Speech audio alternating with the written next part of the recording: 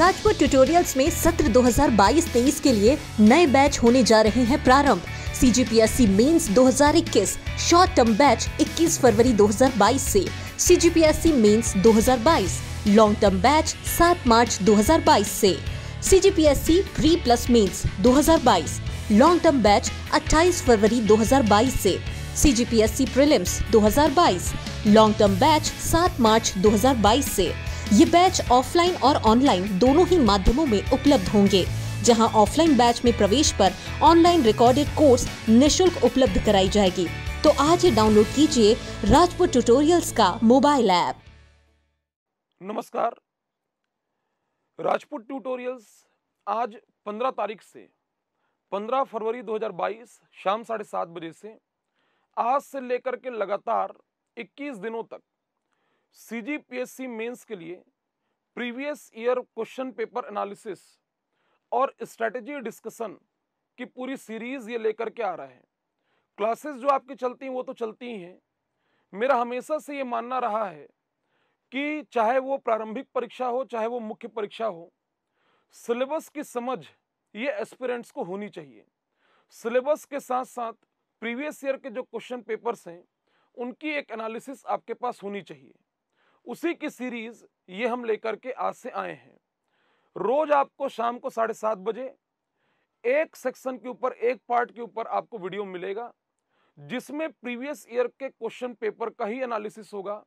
ये मैं आपको पहले ही क्लियर कर दूं कि जो भी क्लास, जो भी वीडियो आपको YouTube पर दिया जाएगा, ये हर वीडियो का, चाहे मैं हूं चाहे कोई भी टीचर आपको आकर के अपने अपने विषय का जो पेपर एनालिसिस कराएंगे या स्ट्रेटेजी जो डिस्कस करेंगे, ये वीडियो आपका 3 पार्ट में होगा। मतलब हर क्लास को 3 पार्ट में हम देंगे, जिसमें पहले हम उस, जैसे आपका आज का क्लास जो है, ये प्रीवियस ईयर के जो question paper analysis strategy discussion का जो पहला सीरीज है, ये जो सीरीज का जो पहला क्लास आज जो मैं ले रहा हूं, ये पेपर 3 का भाग 3 छत्तीसगढ़ का इतिहास सीरीज हिस्ट्री पर बेस्ड है।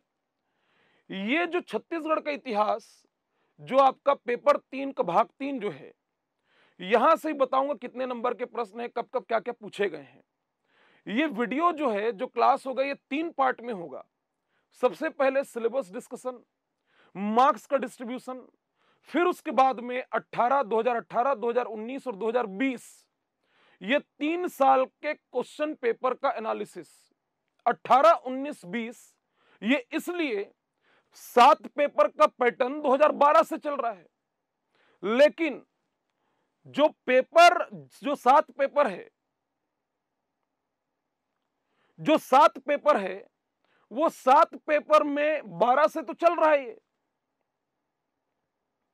7 पेपर का पैटर्न तो 2012 से चल रहा है, लेकिन थोड़ा सा सिलेबस में परिवर्तन ये 2018 में हुआ।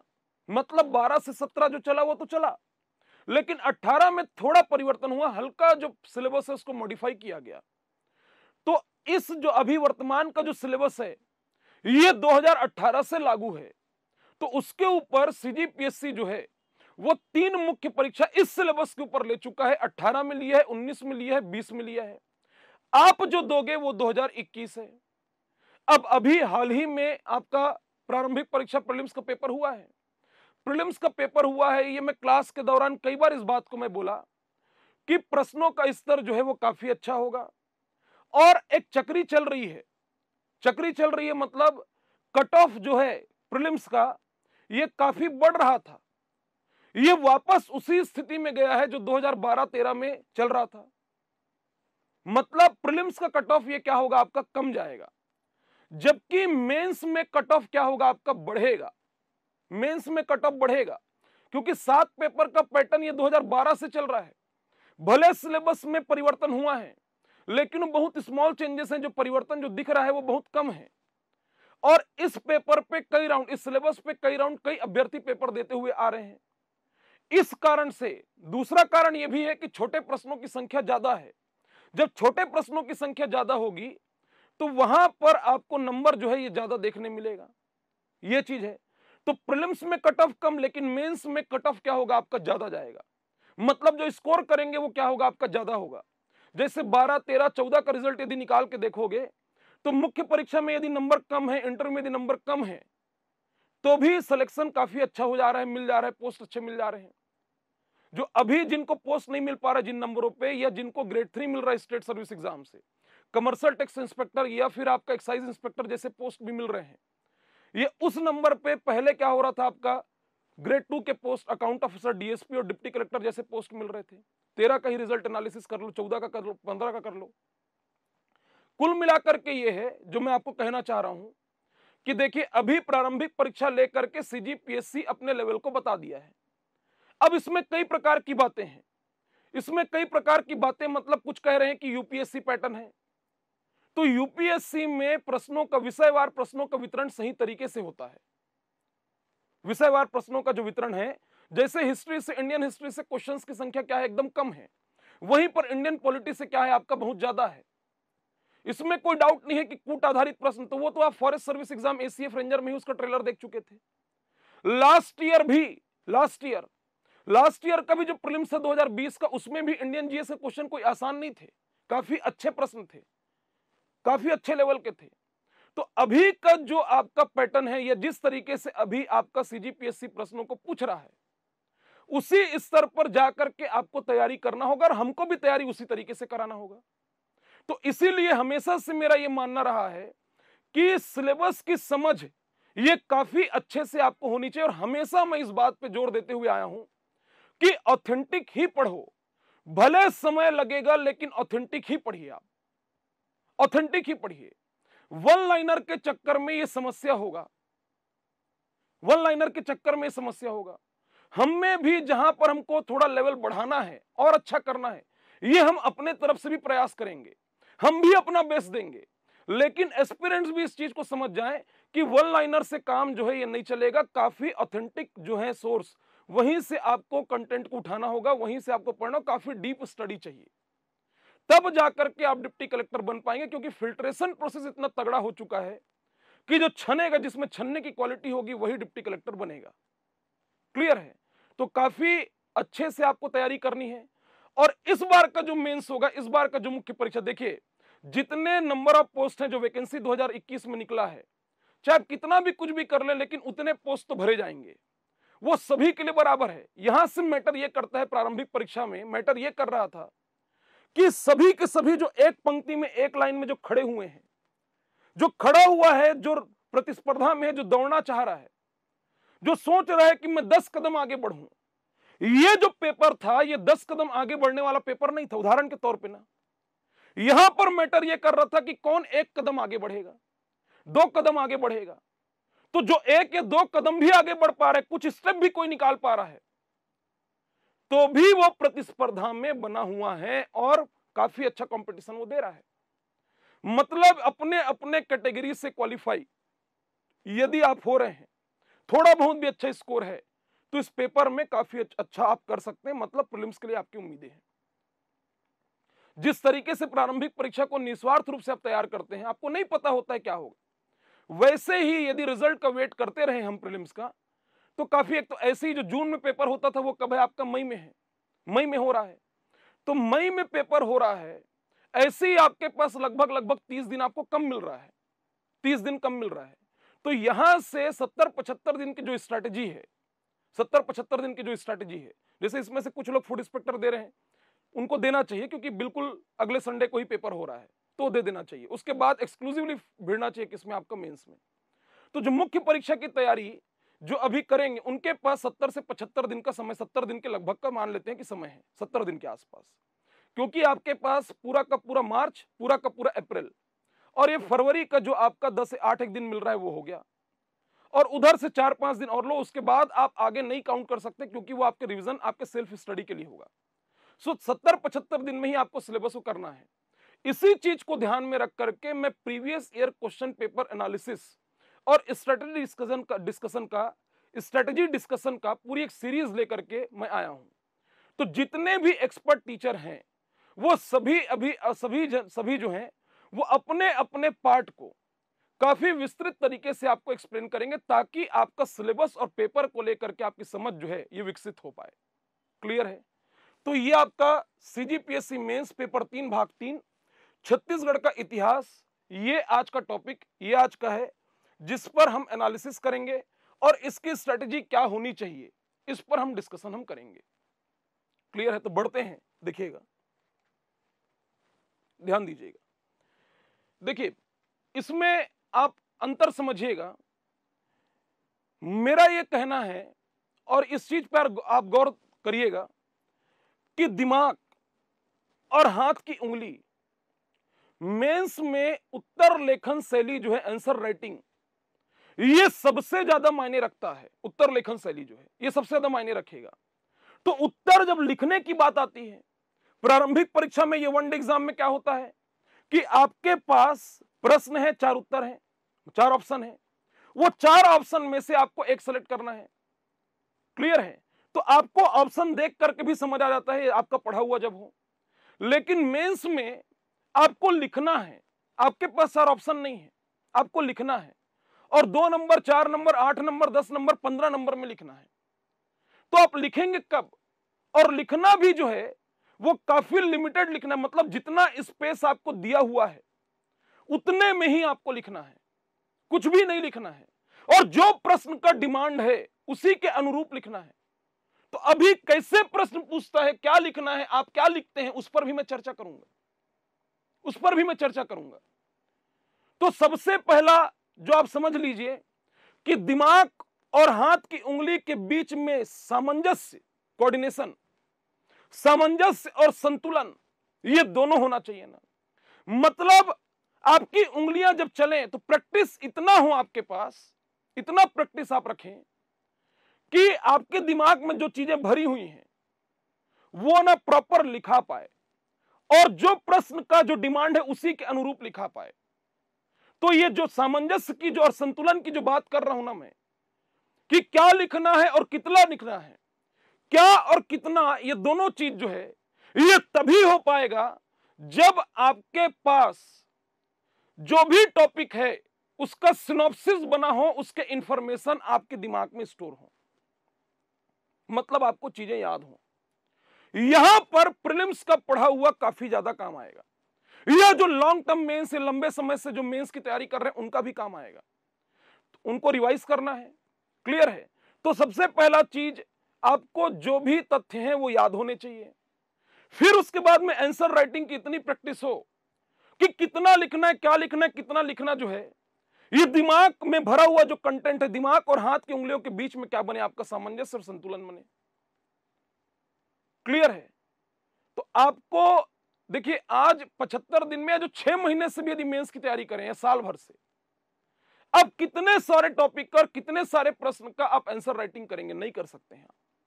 खास करके भी 70-75 दिन की स्ट्रेटेजी बताऊं तो आप हर टॉपिक का, इतने बड़े सिलेबस का आप आंसर राइटिंग नहीं कर सकते हैं।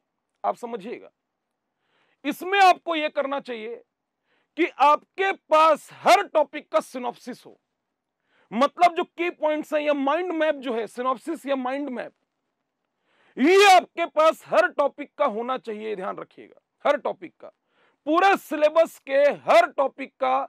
देखिए, सक्सेस वही होगा जो पूरे 1400 नंबर के मेंस के सिलेबस को जो घूमेगा, जो पूरा पढ़ा हुआ जिसका मेंस का सिलेबस। यदि आप सोचें किसी पार्ट को छोड़ करके आप सिलेक्शन पाए या मनचाहा पद पाए तो वो मुश्किल है, नहीं हो सकता। आपको पूरे 1400 नंबर के सिलेबस को घूमना पड़ेगा, ये ध्यान रखिएगा। इसके लिए 70-75 दिन में काफी ज्यादा आपको पेशेंस चाहिए।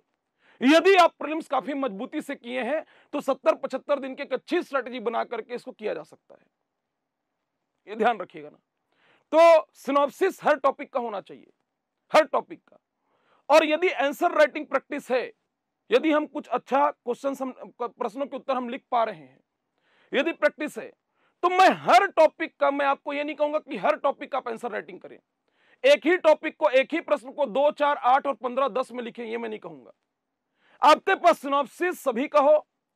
आप रेंडमली जो है, रेंडमली किसी भी प्रश्न का, आप ध्यान दीजिए ना मैं जो कहना चाह रहा हूं, यदि आप रेंडमली किसी भी प्रश्न का जिसका आपके पास सिनॉप्सिस है, यदि आप रेंडमली किसी भी प्रश्न का उत्तर यदि लिख पा रहे हैं, जैसे उदाहरण के तौर पे यदि आपके पास 100 टॉपिक है मान लो, तो 100 टॉपिक का आप हर 100 टॉपिक का प्रश्न का उत्तर नहीं लिख सकते, नहीं तो आप तो एक ही सब्जेक्ट में सिमट जाएंगे। आपके पास 100 टॉपिक का सिनॉप्सिस होना चाहिए, जिसमें से काफी कुछ, यदि आप फाउंडेशन कोर्स आप किए हैं या फिर मान लीजिए सेल्फ स्टडी भी आप किए हैं और आपके पास प्रीलिम्स काफी मजबूती से तैयार किया हुआ है, तो उस कंडीशन में ये ध्यान रखिएगा ना, उस कंडीशन में आपके पास सिनॉप्सिस ये बना हुआ है, आपके नोट्स बने हुए हैं, आपके नोट्स बने हुए हैं, उसमें से थोड़े बहुत पे एक्स्ट्रा काम करना है, क्योंकि जीएस तो सेम है, पूरा सी सेट उठ करके आ रहा है, मतलब गणित रीजनिंग पूरा का पूरा लैंग्वेज उठ करके आ रहा है, अंग्रेजी को छोड़ के पूरा छत्तीसगढ़ का जीएस उठ करके आ रहा है मेंस में।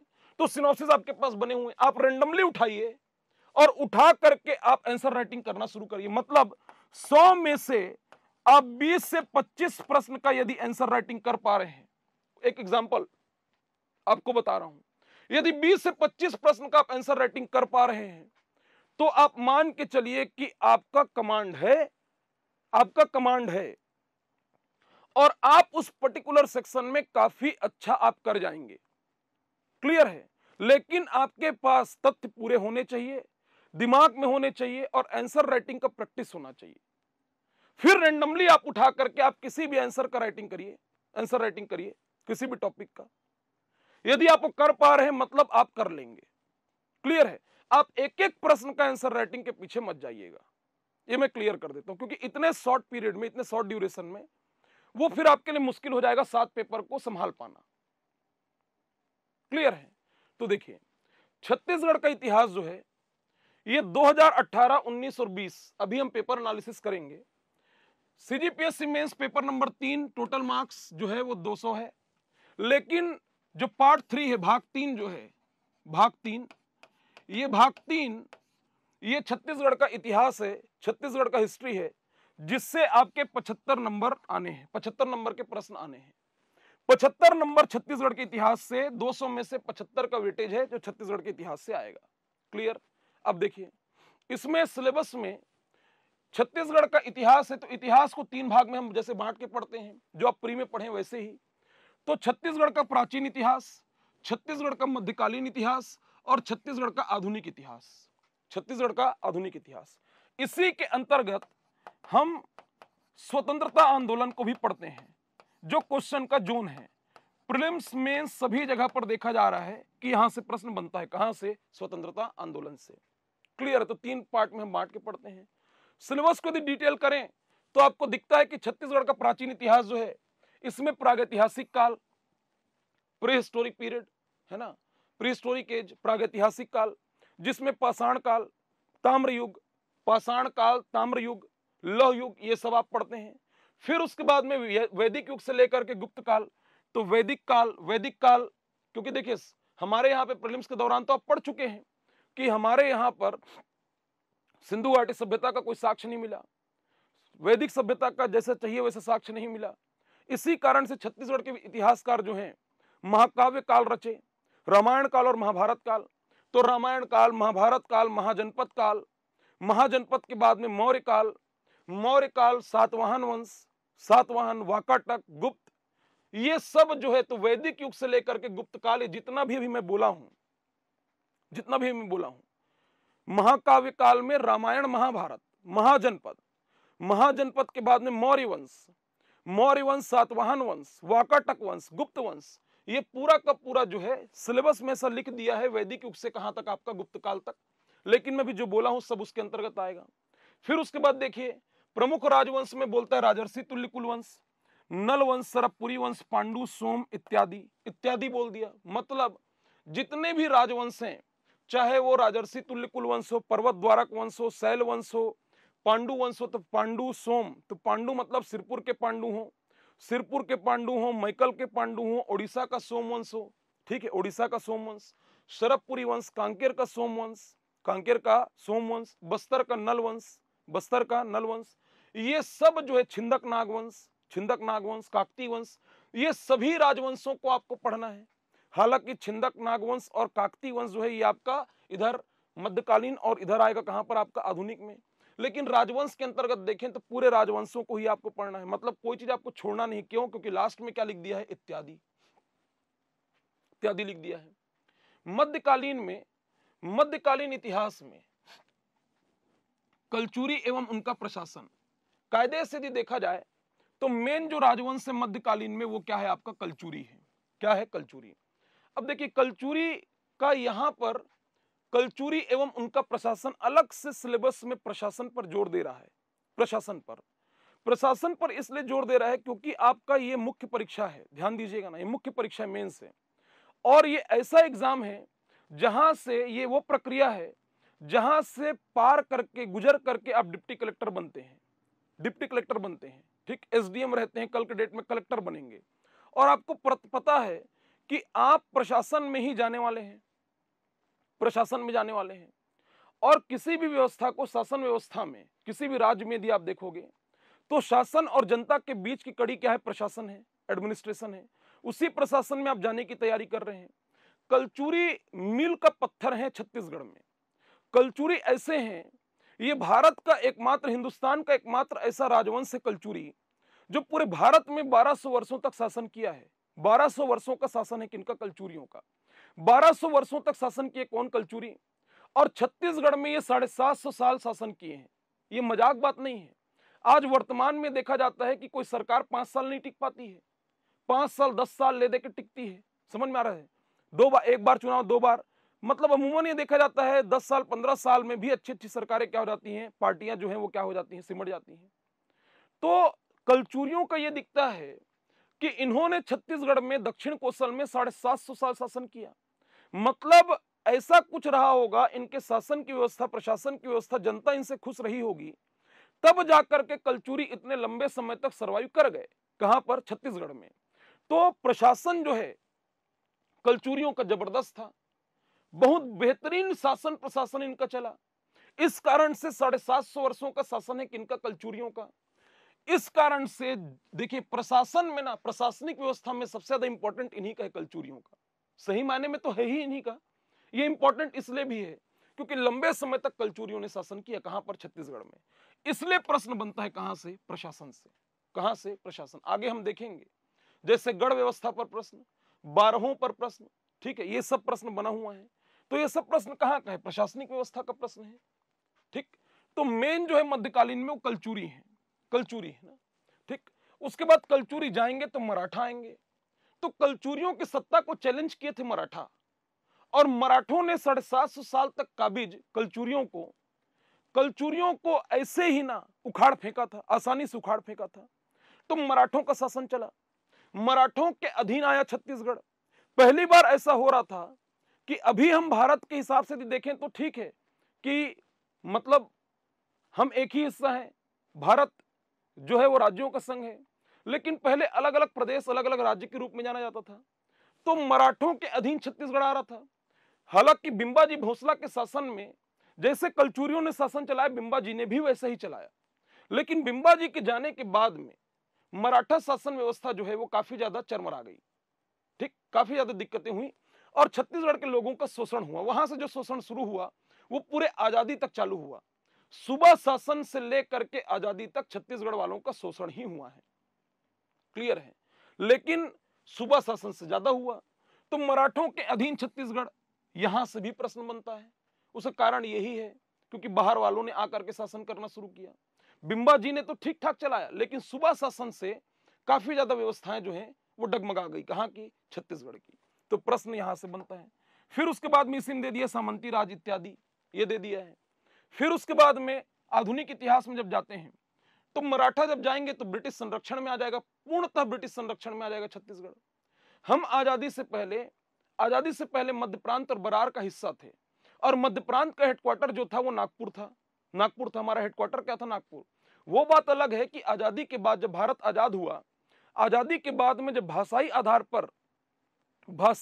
पर जब राज्यों का गठन किया गया तो छत्तीसगढ़ हिंदी भाषी राज्य है, मध्य प्रदेश हिंदी भाषी राज्य है।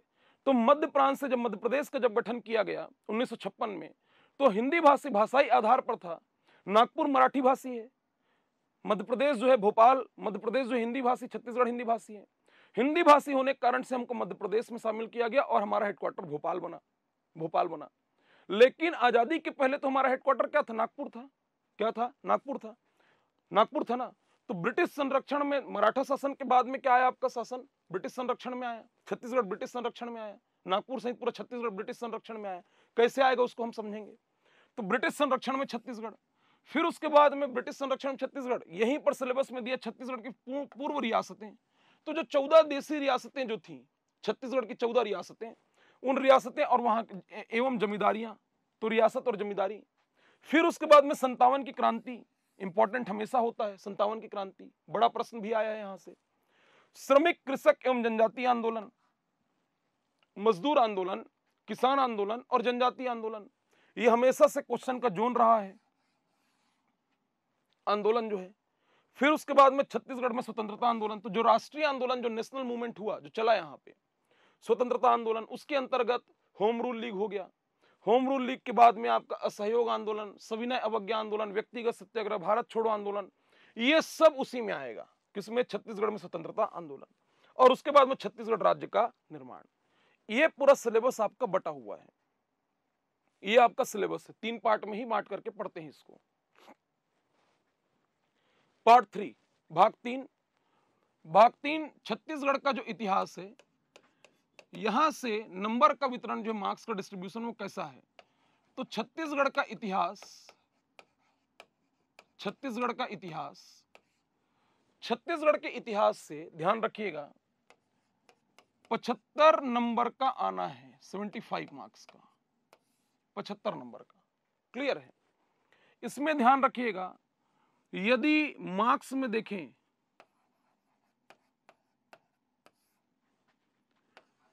नंबर ऑफ क्वेश्चन यदि देखें और टोटल यदि देखते हैं तो ध्यान दोगे ना।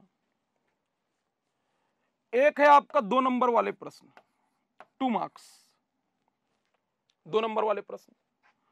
2 नंबर वाले कितने क्वेश्चन आएंगे इस भाग के, तो 8 प्रश्न आएंगे, 8 क्वेश्चन आएंगे।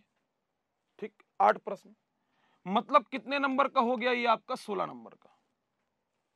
वैसे ही छत्तीसगढ़ के इतिहास से 4 नंबर वाले, 4 मार्क्स वाले, 4 मार्क्स, 4 नंबर के 5 प्रश्न आएंगे।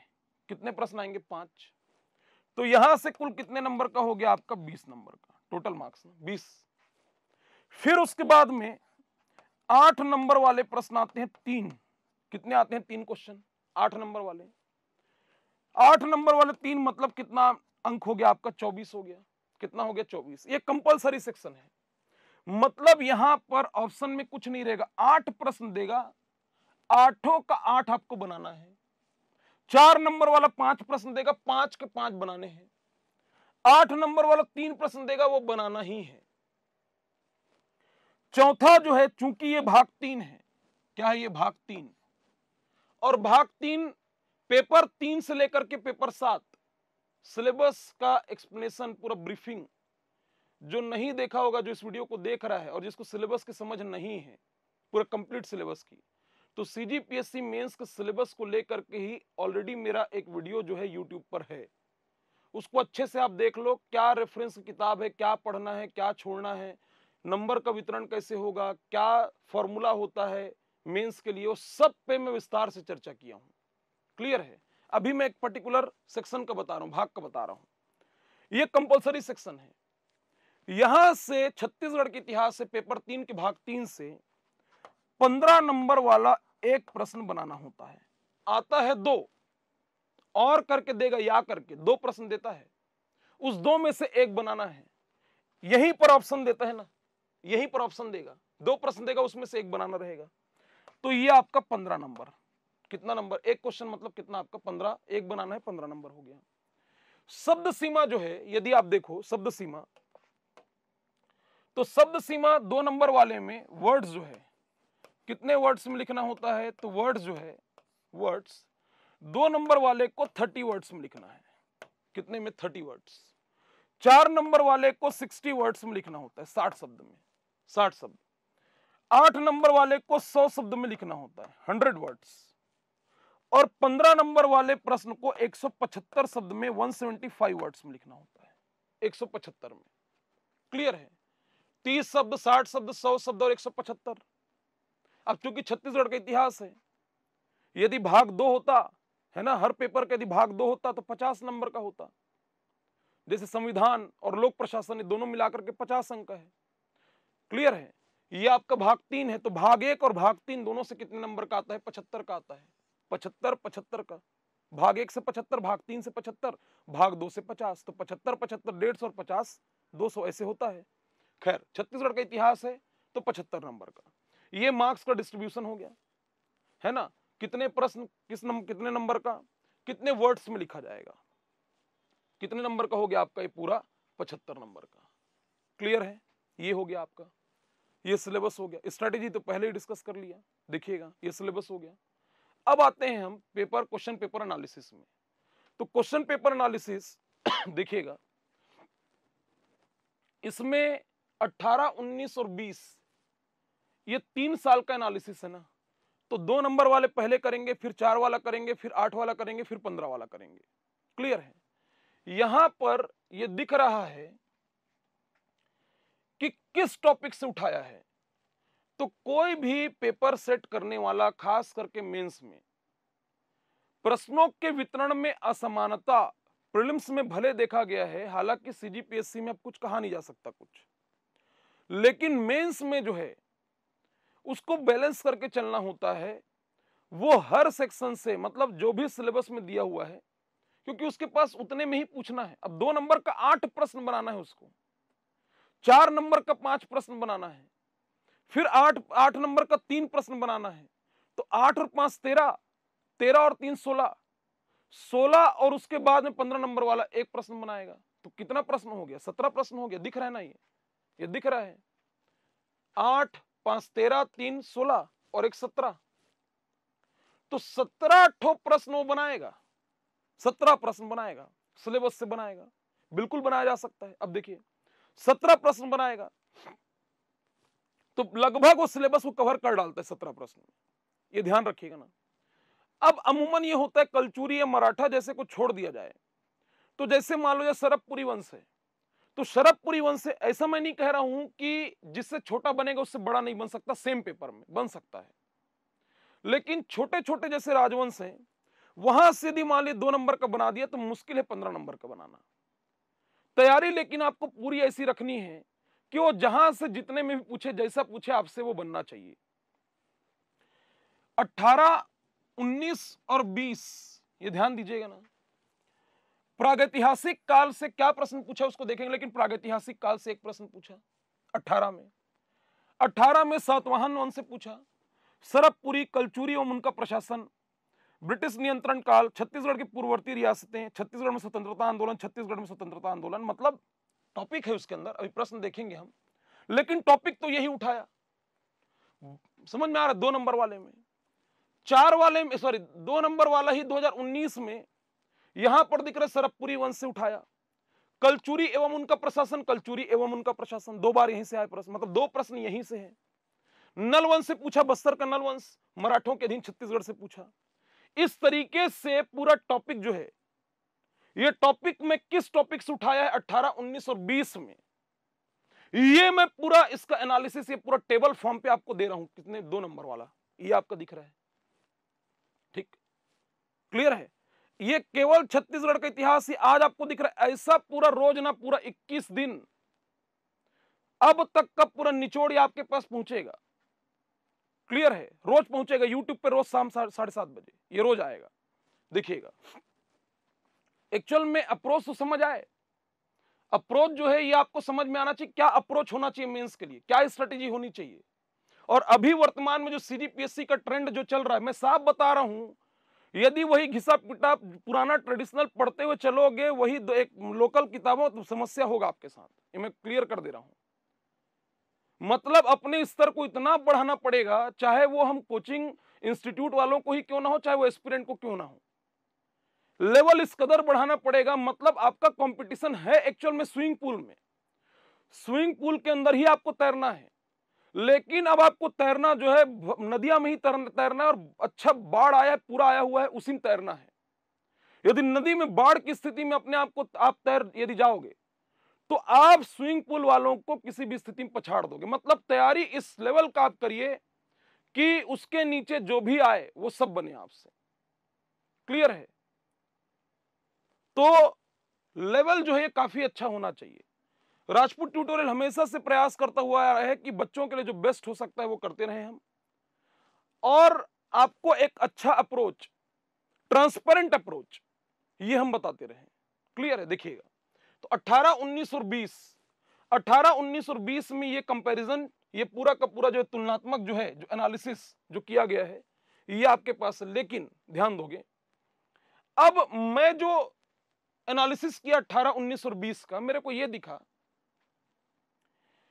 कि जहां पर मेंस में ना, मैं मेंस की बात कर रहा हूं, 18 और 19 में जो प्रश्न पूछे गए, हालांकि 2 नंबर के प्रश्न में तथ्य पर ही आधारित होंगे, फैक्चुअल बेस्ड ही क्वेश्चन आएगा, फैक्चुअल बेस्ड ही क्वेश्चन आएगा। किसमें? आपका 2 नंबर वाले में।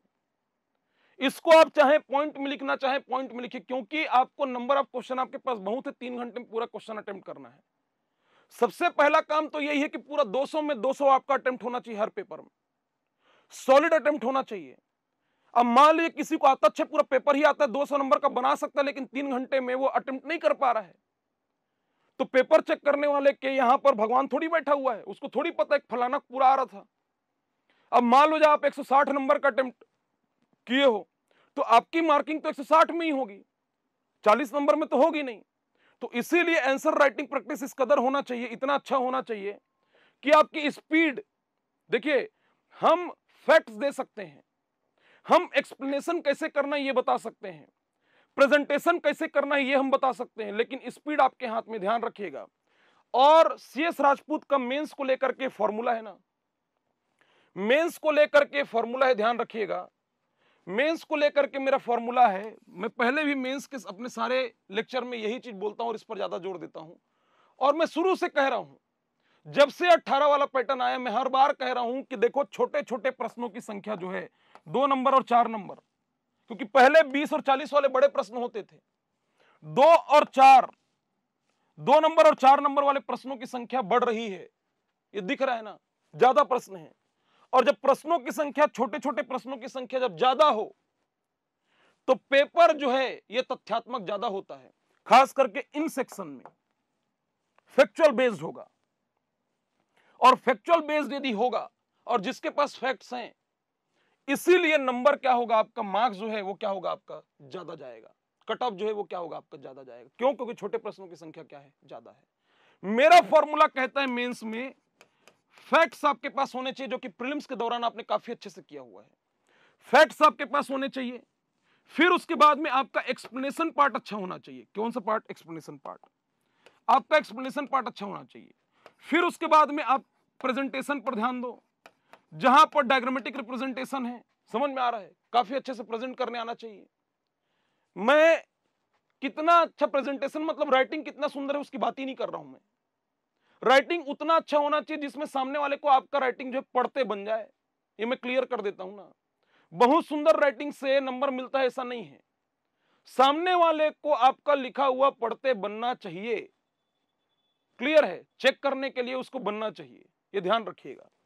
फैक्ट्स और एक्सप्लेनेशन, प्रेजेंटेशन, प्रेजेंटेशन मतलब कहीं पर फ्लो चार्ट बना दिए, कहीं पे कुछ की पॉइंट दे दिए, कहीं पर टेबल से रिप्रेजेंट कर दिए, कहीं पर बार चार्ट बना दिए, कहीं पर पाई चार्ट बना दिए, समझ में आ रहा है, कुछ सर्कल से रिप्रेजेंट कर दिए, वो रिप्रेजेंटेशन हो गया। जितना ज्यादा क्रिएटिविटी दिखाओगे उतना बेहतर होगा, क्लियर है।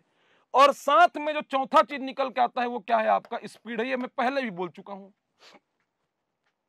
क्लियर है, स्पीड है। ये 4 चीजों पे मेंस जो है वो टिका हुआ है, 4 चीज पे। अब कोई भी गुरुजी आपको फैक्ट्स पे काम करा सकता है, एक्सप्लेनेशन करा सकता है, प्रेजेंटेशन पे काम करा सकता है, आपके हाथ को पकड़ करके वो नहीं लिखवाएगा, चल तो लिख, क्लियर है। ये स्पीड जो है ना, ये आपका ही पार्ट होता है। वो जितना आप प्रैक्टिस करोगे, जितना ज्यादा आप आंसर राइटिंग करोगे, तो आंसर राइटिंग करने से आपके दिमाग में जो चीजें भरी हुई हैं और आपके हाथ की उंगलियों के बीच में प्रॉपर सामंजस्य बैठेगा, संतुलन बनेगा, साथ में आपकी स्पीड बढ़ेगी। आप कितने भी स्पीड में, क्योंकि शुरुआती दौर पे जब आप लिखेंगे, शुरुआती दौर पे जब आप लिखेंगे तो आपका हाथ रुकेगा, काफी ज्यादा पॉज आएगा, आप नहीं लिख पाएंगे, हाथ दर्द करेगा, समझ में आ रहा है। मेंस बहुत पेशेंस का खेल है, हर किसी के बस का बात नहीं है, लेकिन जो लग करके रहा, जिसके पास पेशेंस है, धैर्य है, वो कर लेगा। क्योंकि आप जब पढ़ते हो ऑब्जेक्टिव सॉल्व करने में आपको समस्या नहीं होता, आपको टिक करना होता, लेकिन जब आंसर लिखने की बात आती है तो आप आलस आप में आता है, आप अलाली करते हो, लिखने से बचना चाहते हो। ये काम मत करिए, आपको लिखना, हिम्मत करके लिखना है। जो आप लिखोगे ना तो आपका ये स्पीड अपने आप डेवलप होगा, स्पीड डेवलप होगा, ये सारी चीजें काफी अच्छी होंगी, लेकिन उसके लिए आपको लिखना पड़ेगा, ध्यान रखिएगा। क्लियर है? चलिए, बताना ये चाह रहा था कि 18, 19 और 20 में मैं ये देख रहा हूं कि 18 और 19 में प्रश्नों की जो प्रकृति थी वो काफी ज्यादा जो है वो दिखता है कि फैक्चुअल था, लेकिन 20 में छोटे प्रश्न में भी काफी कंसेप्चुअल क्वेश्चन पूछे गए हैं। अभी एग्जांपल लेकर के मैं आपको समझाऊंगा। क्लियर है? तो 3 पार्ट में वीडियो ये मैं दे रहा हूं आपको। पहला तो आपका सिलेबस हो गया, दूसरा जो हो गया वो आपका पेपर का एनालिसिस, और तीसरे में कैसे आंसर राइटिंग करना है एक आध एग्जांपल लेकर के बताऊंगा। स्ट्रेटेजी पे पहले डिस्कस कर चुका हूं कि क्या स्ट्रेटेजी आपकी होनी चाहिए। देखिएगा, 2 नंबर वाले प्रश्न 2018 के हैं। ये 8 प्रश्न है। सिंघनपुर के गुफा चित्रों के विषय वस्तु की जानकारी दीजिए। सिंघनपुर के गुफा चित्रों के, क्लियर है? तो मत्स्य कन्या, प्रागैतिहासिक मानव, मरमेड, एवमेन, ठीक, ये सब का जो शैल चित्र मिला है उसके बारे में जानकारी देना है 2 नंबर में। क्लियर? 1910 एंडरसन, ये सब लेकर के आइए। फैक्चुअल आप पॉइंट्स में भी दे सकते हैं, 2 नंबर वाले को पहले क्लियर कर दे रहा हूं। क्लियर है? छत्तीसगढ़ में सातवाहन वंश की सत्ता के संबंध में उपलब्ध साक्ष्यों का उल्लेख कीजिए। तो सातवाहन के साक्ष्य की बात कर रहा है। सातवाहन के साक्ष्य देखिएगा, यहां पे दिख रहा है ना, मैं 2018 में जो मैं बोला, प्रागैतिहासिक काल से प्रश्न मतलब सिंघनपुर की गुफा से प्रश्न, ठीक, शैल चित्रों से। सातवाहन वंश से प्रश्न आया है, सातवाहन का साक्ष्य पूछ रहा है, तो मैं आपको टॉपिक लिख करके बताया हूं, इधर आपका प्रश्न दे रहा हूं ना। ये प्रश्न है, सातवाहन वंश की सत्ता के संबंध में उपलब्ध साक्ष्यों का उल्लेख कीजिए। तो साक्ष्य को बताना है सातवाहन का। तो सातवाहन के साक्ष्य जो हैं ये आपके पास जांजगीर चांपा और केवल आपका बिलासपुर, ये 2 ही जगह से तो उसका साक्ष्य मिला है, जांजगीर चांपा और बिलासपुर से। क्लियर है? तो गुंजी हो गया, बालपुर हो गया, गुंजी, बालपुर, किरारी, ये जांजगीर चांपा में। बिलासपुर में चकरबेड़ा है। क्या है चकरबेड़ा? बूढ़ी खार मल्हार। वहां से जो जो चीज मिला है उसी के बारे में लिखना है। छत्तीसगढ़ में सरबपुरी वंश की स्थापना, तो सरबपुरी वंश की स्थापना का उल्लेख कीजिए। फिर उसके बाद कलिंग राज ने दक्षिण कोसल पर किस प्रकार अधिकार प्राप्त किया, मतलब कलचुरियों की एंट्री, समझ में आ रहा? कलचुरियों की एंट्री, त्रिपुरी से जो तुम्बाड़ में कलचुरी जो आए, कलिंग राज को बताना है। शंकरगढ़ द्वितीय मुग्ध तुमको नहीं बताना है, किसको बताना है? कलिंग राज को। किस प्रकार अधिकार प्राप्त किया ये बताना है। क्लियर है? ब्रिटिश नियंत्रण काल में छत्तीसगढ़ में महारासिया का मामला क्या था? तो महारासिया का मामला, जिस समय ब्रिटिश संरक्षण मराठा शासन चल रहा था, जिस समय एगेन्यू था, तो जो महारासिया का जो आंदोलन, महारासिया का जो विरोध था, उसी के बारे में लिखना है। ब्रिटिश शासन के विरुद्ध सुरेंद्र साय के विद्रोह के संबंध में आप क्या जानते हैं? तो सुरेंद्र साय का जो विद्रोह हुआ 1857 क्रांति के दौरान, जो सुरेंद्र साय का विद्रोह था, संबलपुर के सुरेंद्र साय का विद्रोह, तो संबलपुर के जो सुरेंद्र साय का विद्रोह हुआ, संबलपुर के सुरेंद्र साय के विद्रोह को लेकर के यहां पर आपको बताना है कि संबंध में आप क्या जानते हैं। क्लियर है? तो 1864 में गिरफ्तारी, 1884 में उनकी मृत्यु, सब के बारे में, कहां से लड़ाई शुरू हुई, क्यों विद्रोह में भाग लिए, क्या हुआ, कैसे, क्योंकि सत्ता की ही लड़ाई थी। सुरेंद्र साय का जो विद्रोह था वो सत्ता की ही लड़ाई थी, संबलपुर के सत्ता की ही लड़ाई थी। ठीक, उसमें महाराज साय, ठीक, वहां के जो पहले राजा थे, महाराज साय, यहाँ वाला महाराज साय नहीं, वहां वाला महाराज साय हो गए। ठीक, उनकी पत्नी मोहन कुमारी देवी, फिर उसके बाद में नारायण सिंह, वीर नारायण सिंह नहीं, नारायण सिंह, संबलपुर, समझ में आ रहा है? संबलपुर, ये वहां के लोग, तो उसके बारे में बताना है। असहयोग आंदोलन के दौरान छत्तीसगढ़ किन नेताओं ने अपनी उपाधियों का त्याग किया? तो असहयोग आंदोलन के दौरान वकालत का त्याग हुआ था, वकालत के बाद में आपका उपाधियों का त्याग हुआ था। तो उपाधियों के त्याग, यहां पर जो पूछा, जो क्वेश्चन का डिमांड है, बहुत लोग क्या है, प्रश्न का डिमांड को नहीं समझ पाते हैं। तो जो प्रश्न का डिमांड है वही उपाधियों का त्याग पूछा ना, तो जो उपाधि त्यागा है उसी को डायरेक्ट लिखो ना, घुमा के नहीं देना है। जो प्रश्न वो डिमांड कर रहे वही लिखोगे। उपाधियों का त्याग बोल रहे ना, उपाधि त्याग दो। राय बहादुर की उपाधि कौन त्यागा, राय साहब की उपाधि कौन त्यागा, खान साहब की उपाधि कौन, डायरेक्ट दीजिए आप। क्लियर है? सीधे लिखिए आप, जो पूछ रहा है वही दो, क्योंकि आपके पास स्पेस नहीं है, इसीलिए आपका टाइम जाता है। आप कुछ भी लिखते हो तो समय जाता है, आप पूरा प्रश्न अटेम्प्ट नहीं कर पाते हो। या फिर आपका राइटिंग खराब होगा, बहुत सारी चीजें होती, प्रश्न छूट जा रहा है, जैसा भी है वो इसीलिए, या फिर क्वेश्चन के अनुरूप, डिमांड के अनुरूप यदि आप नहीं लिखोगे तो नंबर कहां से मिलेगा। ये कोई बीए बीकॉम बीई का पेपर तो है नहीं कि आपको इस पेपर को तौल के नंबर दे देगा कि कितना लिखा है, कितना पेज भरा है, उसके आधार पर तो नंबर मिलेगा नहीं।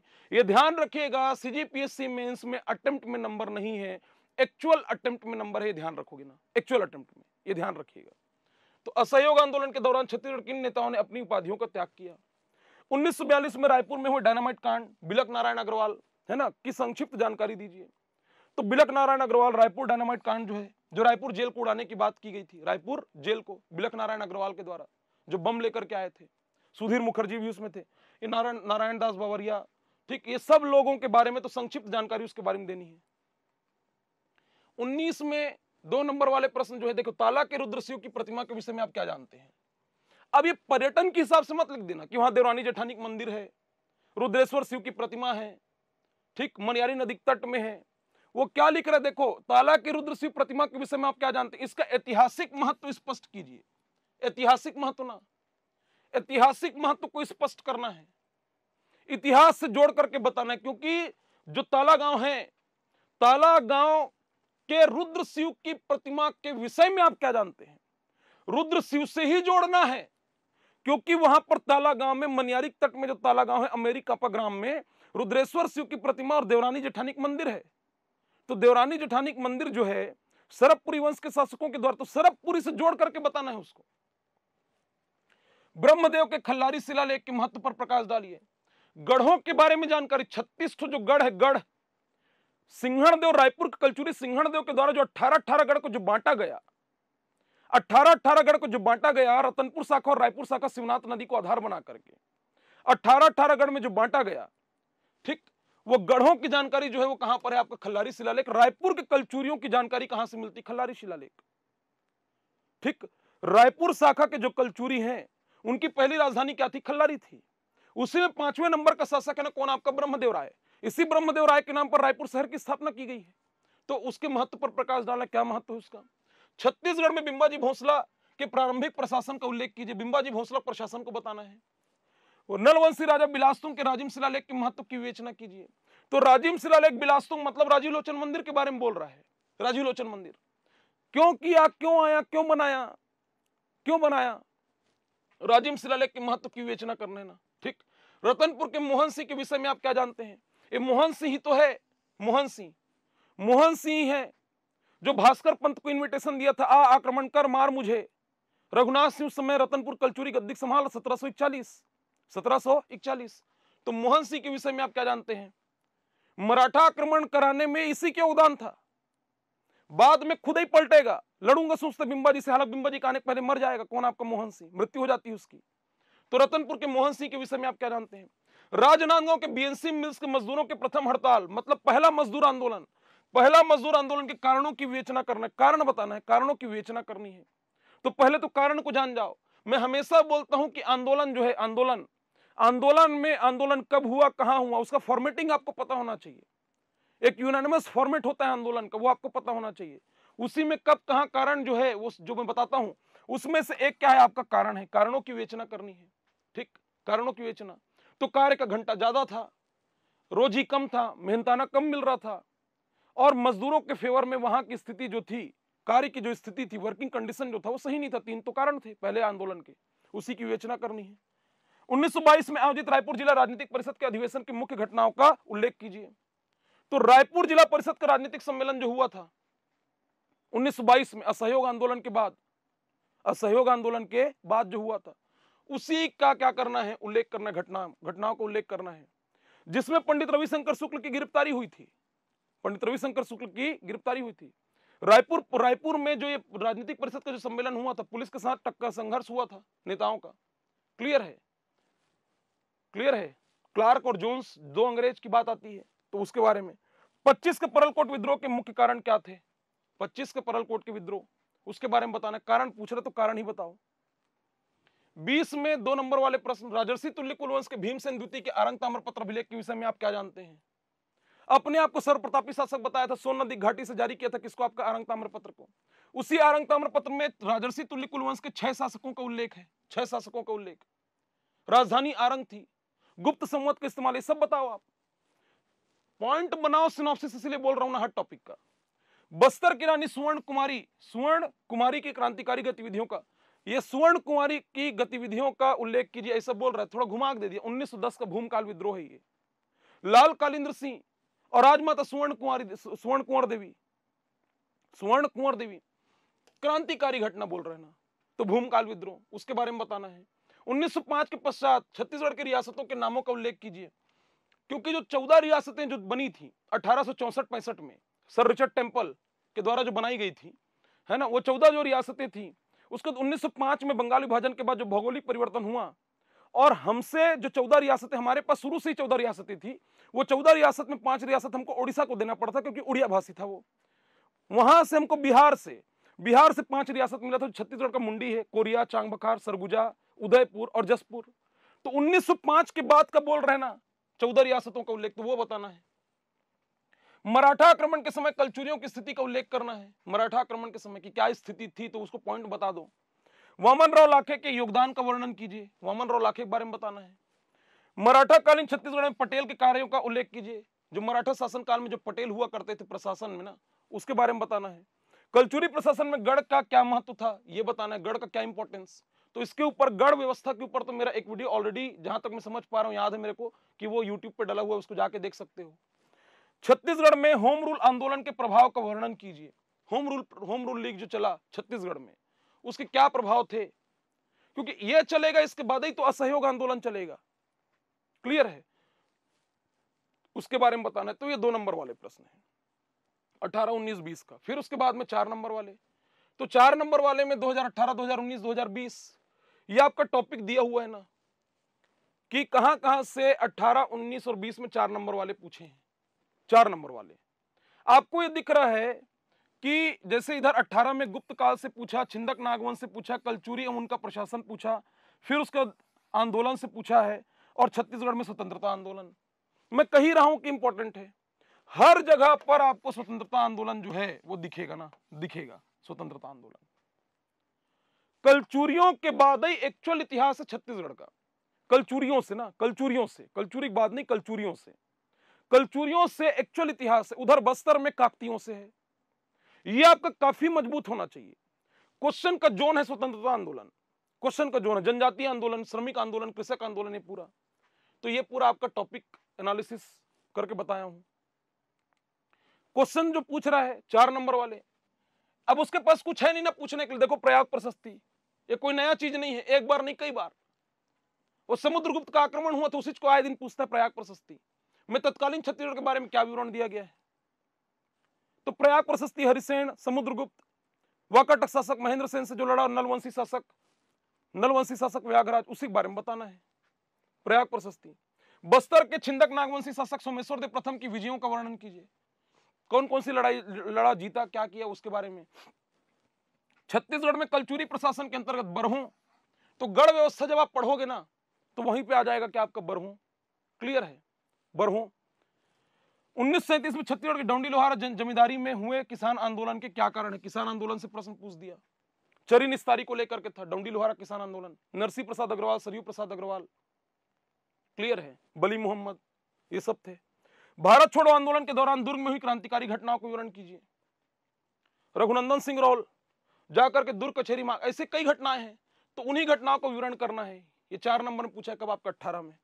19 देखो, 19 में कांकेर के सोमवंश के इतिहास पर प्रकाश डालना। कांकेर के सोमवंश लिखा है, कांकेर का सोमवंश, जब तक कांकेर का सोमवंश ना लिखे तब तक कांकेर का सोमवंश नहीं। यदि केवल सोमवंश बोलेगा मतलब वो सिरपुर का पांडुवंश है। वो क्या है, सिरपुर का पांडुवंश। फिर उसके बाद में हेनसांग द्वारा दक्षिण कोसल की राजधानी के विषय में दिए गए यात्रा विवरण का उल्लेख कीजिए। ठीक, तो हेनसांग का जो आया हुआ था उसके बारे में बताना है, सीयू किम जो बोला है। छत्तीसगढ़ में स्वराज दल के प्रभाव की विवेचना कीजिए। 1923 में जो स्वराज दल, पंडित रविशंकर शुक्ल, शिवदास डागा, बैरिस्टर छेदीलाल, ई राघवेंद्र राव, 1923 कांग्रेस से अलग होकर के, तो स्वराज दल। संविधान निर्मात्री सभा में छत्तीसगढ़ के प्रतिनिधित्व पर एक टिप्पणी लिखिए। संविधान निर्मात्री सभा में छत्तीसगढ़ के प्रतिनिधित्व पर तो 3 लोग चुन करके गए थे, है ना, 3 चुन करके गए थे, बिलासपुर, रायपुर और दुर्ग से, और 3 रियासतों से थे, 3 रियासत से गए थे। तो सरगुजा रियासत से गए थे, रायगढ़ रियासत से गए थे और कांकेर से, तो 6 लोग गए थे। उसी के बारे में बताना है, प्रतिनिधित्व पर एक टिप्पणी लिखना है। छत्तीसगढ़ में मराठा कालीन सूबा व्यवस्था से आप क्या समझते हैं? सूबा इंपॉर्टेंट हमेशा से सूबा है ना, क्योंकि एकदम अमूलचूल परिवर्तन है। छत्तीसगढ़ के आम जनता का शोषण है, कहां से? आपका सूबा से। पूछेगा ही प्रश्न।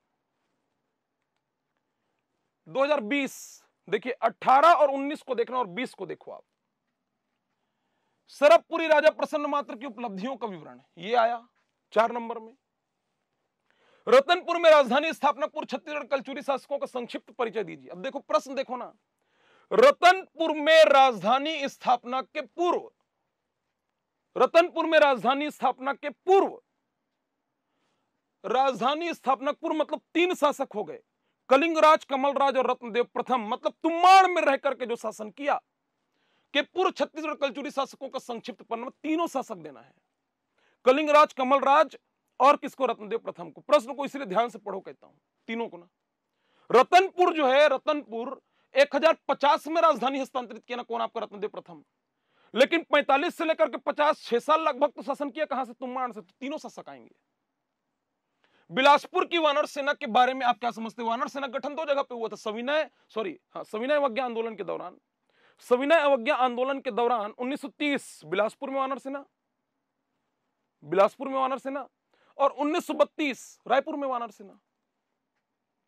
तो ये कहां का वानर सेना है? बिलासपुर की वानर सेना है। क्लियर है? छत्तीसगढ़ में ब्रिटिश नियंत्रण का सूत्रपात किस प्रकार हुआ? छत्तीसगढ़ में ब्रिटिश नियंत्रण का सूत्रपात किस प्रकार? आपको ये दिखना चाहिए कि 20 के जो क्वेश्चंस हैं, भले 4 नंबर, लेकिन कंसेप्चुअल क्वेश्चन है। ब्रिटिश नियंत्रण का सूत्रपात किस प्रकार हुआ? मराठा शासन ही चल रहा है। 1818 से 1830 जब ब्रिटिश संरक्षण में मराठा शासन आया, उसकी बात वो कर रहे। कैसे आया पूछ रहे, कैसे आया? तो जब तक की प्रक्रिया आपको नहीं पता होगी, तब तक के ना आप इस प्रश्न का उत्तर नहीं लिख सकते हो, और वो भी आपको 4 नंबर में लिखना है। स्टोरी तो बहुत लंबी, आपको 4 में बताना है। इसी प्रश्न को मैं समझाऊंगा अभी कि कैसे लिखोगे। तो पहले कंसेप्ट दूंगा, फिर कैसे लिखना है वो बताऊंगा। अगला प्रश्न ही देख लो अब। अस्पृश्यता निवारण के लिए पंडित सुंदरलाल शर्मा के द्वारा किए गए कार्यों का वर्णन कीजिए। छुआछूत को लेकर के, अछूतोद्धार को लेकर के, अस्पृश्यता के अंत के लिए पंडित सुंदरलाल शर्मा का छत्तीसगढ़ में जो योगदान है वो काफी बड़ा योगदान है ना। सही मायने में यही इन्हीं के द्वारा उन चीजों की शुरुआत की गई, इसलिए जो है उनके द्वारा किए कार्यों का वर्णन कीजिए बोल रहा है। अस्पृश्यता, वो सारी चीजों को देना है। क्लियर है? चाहे वो मंदिर प्रवेश हो, चाहे वो हरिजन आश्रम हो, हरिजन पुत्रीशाला हो, क्लियर है? सतनामी भजन माला जो उनकी कृति थी, जितना भी वो काम किए हैं वो सब उसमें देना है। ये कितने नंबर वाले में? 4। ये 20 नंबर 2020 का ये 4 नंबर वाले प्रश्न है। 8 नंबर वाले में वैसे ही 18, 19 और 20 कहां से पूछा है दिख रहा है। क्लियर है? तो छत्तीसगढ़ में स्वतंत्रता आंदोलन ये दिख रहा है। उसके बाद इधर भी आपका पूरा जो अधिकतर जो दिख रहा है, जो बड़ा प्रश्न पूछ रहा है, आप देखो ना, इसमें तो प्राचीन है ही नहीं। एक प्रश्न उठाया है, वो कहां से? आपका मध्य से। बाकी पूरा का पूरा जो है वो आधुनिक से है। छिंदक नागवंश मध्य है, बाकी पूरा आधुनिक है 20 में। 8 नंबर वाले में यहीं से ज्यादा बड़े बनते हैं। देखो पढ़ना आपको पूरा है, अभी आप कुछ नहीं कह सकते हो कहां से पूछ देगा, क्या पूछ देगा, आपको कहीं से कुछ भी पूछ सकता है। 8 नंबर वाले में छत्तीसगढ़ के सोमवंशी शासकों की उपलब्धियों पर प्रकाश डालिए। मैं कहा था ना कि यहां पर सोमवंशी बोल रहा, कांकेर का सोम नहीं बोल रहा है, सोमवंशी बोल रहा। मतलब है सिरपुर के पांडु, मैकल के पांडु और उधर ओडिशा का सोम को बोल रहा है ना ये। तो सिरपुर में सिरपुर के सोम है, जो पांडु वही सोम है, और वही पांडु सोम होने के बाद ओडिशा गए तो ओडिशा सोमवंशी कहलाए। क्लियर है? महाभवगुप्त जन्मेजय वाली जो पीढ़ी है पूरी, तो उसके बारे में, उसकी उपलब्धियों पर प्रकाश डालना है। 22 में छत्तीसगढ़ नगरी सिहावा क्षेत्र में हुए जंगल सत्याग्रह के स्वरूप की समीक्षा कीजिए। राष्ट्रीय चेतना के विकास में पंडित सुंदरलाल शर्मा की भूमिका को रेखांकित। पंडित सुंदर, क्योंकि बड़ी पर्सनालिटी पंडित सुंदरलाल शर्मा, और आप ये देख रहे हो कि पर्सनालिटी से प्रश्न पूछ रहा है, पर्सनालिटी से प्रश्न पूछ रहा है। यह राष्ट्रीय चेतना के विकास में पंडित सुंदरलाल शर्मा की भूमिका को रेखांकित कीजिए, ऐसा दिया है। पंडित सुंदरलाल शर्मा से पहले प्रश्न पूछा, अभी पूछ रहा है। अस्पृश्यता निवारण के लिए पूछा, अभी इधर पूछ रहा है। तो ये 18 का है। छत्तीसगढ़ की देशी रियासतों के विलीनीकरण कैसे विलय हुआ उसको बताना है। फिर उसके बाद रतनपुर के जाजल प्रथम की उपलब्धियों का मूल्यांकन कीजिए। जाजलदेव प्रथम ये पहला स्वतंत्र शासक है ना रतनपुर के कलचुरी का, पहला काम। दूसरा, धर्मनिरपेक्षता का परिचय दिया, क्योंकि कलचुरी जो थे, कलचुरी शैव धर्मावलंबी थे, लेकिन जांजगीर का नक्टा मंदिर, विष्णु मंदिर को बनवाने वाला कौन है? जाजलदेव प्रथम है। सोमेश्वर देव प्रथम को जब बस्तर से, बारसूर से जब उठा करके लाया परिवार सहित कैद करके, तो अपनी माता के कहने पर ना उसको कैद मुक्त किया था।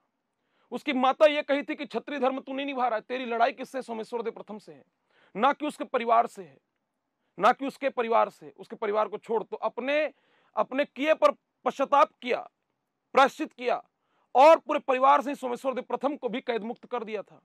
क्लियर में क्या बोल रहा हूं? तो उसकी माता का हस्तक्षेप था, राजनीतिक हस्तक्षेप था। किसकी माता का? जाजलदेव प्रथम। सोमेश्वर देव प्रथम की माता नहीं है, कुछ किताब वाले लिख जरूर देते हैं, लेकिन उस सोमेश्वर देव प्रथम की माता के कहने पे नहीं छोड़ा है, अपनी माता कहने पे छोड़ा था। बताना ये चाह रहा हूं कि कलचुरी शासन काल में महिलाओं का जो था, इस महिलाओं की जो स्थिति केवल घरेलू कामकाज तक सीमित नहीं थी, राजनीतिक हस्तक्षेप भी वो किया करती थी। महिला सशक्तिकरण, वुमेन एम्पावरमेंट, जो वो जानना चाहेगा, इसीलिए प्रश्न को जानबूझ करके डाला है। क्लियर है? चाहता तो किसी भी शासक को पूछ सकता है। कलचुरी में तो कई शासक हैं, 45 शासक है, दोनों रतनपुर और रायपुर कलचुरी, लेकिन पूछा किसको? जाजलदेव प्रथम। तो जो क्वेश्चन वो डिमांड जो कर रहा है, उसकी जो अचीवमेंट्स हैं उसके बारे में बताना, उपलब्धियों का मूल्यांकन करना है, इवैल्यूएशन करना है। एगेन्यू के राजधानी परिवर्तन के बाद छत्तीसगढ़ प्रशासनिक ढांचे का पुनर्गठन। रतनपुर राजधानी थी, 1818 में आए। रतनपुर से राजधानी हस्तांतरित किया, कहां लाया? रायपुर लाया। 27 से 9 परगना बनाया। रेवेन्यू मनमाने जनरेट किया, क्योंकि इसके शासन को, एगेन्यू के शासन को, ब्रिटिश संरक्षण मराठा शासन का ना दूसरा प्रशासक है ये। इसके प्रशासन को, इसको देखने के दो नजरिए हैं। यदि आप ब्रिटिश शासन के चश्मे से यदि इसको देखोगे, एगेन्यू के प्रशासन को, तो बेहतरीन प्रशासक है ये। मैं कहता हूं अधिकारियों को, कलेक्टर को, डिप्टी कलेक्टर को इससे सीखना चाहिए कि क्या काम किया है। तो ब्रिटिश शासन के हिसाब से, अंग्रेजों के हिसाब से बेहतरीन प्रशासक ऐसे ही होने चाहिए। लेकिन हम भारतवासियों के हिसाब से, छत्तीसगढ़ वासियों के हिसाब से तो हमारा शोषण हुआ है, क्योंकि अंग्रेजों का उपनिवेश भारत, एकमात्र उद्देश्य पैसा कमाना, लाभ अर्जित करना, एन किन प्रकार कैसे भी हो, लेकिन पैसा अर्जित करना है, धन कमाना है, धन कमा के ले जाना है, देना है। तो किससे धन कमाएंगे? हमसे ले कमाएंगे, हमारा शोषण करेंगे, हमारी चीजों को लूटेंगे और करके करेंगे। तो ये काम किया है कौन? आपका एगेन्यू। क्लियर है? तो ये आपका 8 नंबर वाले 2019 के प्रश्न है। 2020 में 8 नंबर वाले में बारसूर के ऐतिहासिक महत्व पर प्रकाश डालना है। बारसूर के छिंदक नागवंश। छत्तीसगढ़ के राजनीतिक इतिहास में कंडेल नहर सत्याग्रह का क्या मतलब? देखो, कंडेल नहर सत्याग्रह एक किसान आंदोलन है, लेकिन इसका इंपैक्ट देखिए। इसी के चलते गांधी जी आ गए छत्तीसगढ़। गांधी जी का प्रथम छत्तीसगढ़ आगमन हुआ, उससे लोग जो बूस्ट हुए, जो मोटिवेट हुए, धमतरी वो गए थे कंडेल। आप देखिए ना, सबसे ज्यादा योगदान धमतरी के लोगों का दिखता है राष्ट्रीय आंदोलन में। ऐसा फूंक के गए थे ना गांधी जी। क्लियर है? तो राजनीतिक इतिहास में कंडेल नहर सत्याग्रह का महत्व बताना है। महत्व क्या महत्व है? कंडेल नहर सत्याग्रह हुआ, हालांकि वो हो चुका था, सफल हो चुका था। असहयोग आंदोलन के लिए गांधी जी पहुंचे थे। कहां पर? छत्तीसगढ़ पहुंचे थे। असहयोग आंदोलन को लेकर के पहुंचे और पूरा समर्थन प्राप्त किए गए।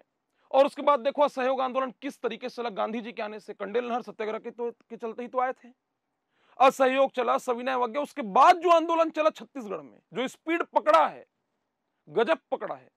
धमतरी का योगदान जबरदस्त रहा है। क्लियर है? फिर उसके बाद में छत्तीसगढ़ में सूबा व्यवस्था का संक्षिप्त विवरण। मैं कह ही रहा हूं, सूबा शासन, एगेन्यू, यही लोग तो इंपॉर्टेंट हैं। 8 नंबर वाले कब का? ये 2020। 15 नंबर वाला जो प्रश्न 2018 में ऑप्शन है मराठा और छत्तीसगढ़ में स्वतंत्रता आंदोलन। 19 में पांडु, छत्तीसगढ़ में स्वतंत्रता आंदोलन। 20 में छिंदक नागवंश और छत्तीसगढ़ में स्वतंत्रता आंदोलन। तो स्वतंत्रता आंदोलन से 3 बार प्रश्न, तीनों बार प्रश्न आया है और आएगा। वहीं पर एक बार मराठा, एक बार पांडु, एक बार क्या आपका छिंदक नागवंश। 15 नंबर वाला दिख रहा है 2018 में सूबा शासन के अंतर्गत प्रशासनिक व्यवस्था का आलोचना। सूबेदार थे ना, शोषण हो रहा था। भारत छोड़ो आंदोलन में युवाओं की भूमिका, यूथ को लेकर के जोड़ करके पूछेगा। 19 में पांडुवंश के इतिहास पर एक निबंध। 1857 क्रांति के संदर्भ में छत्तीसगढ़ के समकालीन विद्रोह का विवरण दीजिए। क्लियर है? तो पांडुवंश के इतिहास पर पूरा निबंध लिखना है, जितना इंफॉर्मेशन सब झोंक देना है। 15 नंबर 175 शब्द में। या फिर 57 क्रांति के संदर्भ में छत्तीसगढ़ में समकालीन। क्लियर है? तो सोना खान का विद्रोह, संबलपुर के सुरेंद्र साय का विद्रोह, रायपुर में सैन्य विद्रोह मतलब हनुमान सिंह का शौर्य, उदयपुर का विद्रोह, ये सब विद्रोह को इसमें लिखना है। किसमें? 57 क्रांति में, क्योंकि समकालीन बोल रहा है उसके। 20 में चक्रकोट के छिंदक नागवंश के इतिहास पर संक्षेप में प्रकाश डालिए। छिंदक नागवंश को ही पूछ रहा है। और व्यक्तिगत सत्याग्रह आंदोलन में छत्तीसगढ़ के योगदान का विवरण दीजिए।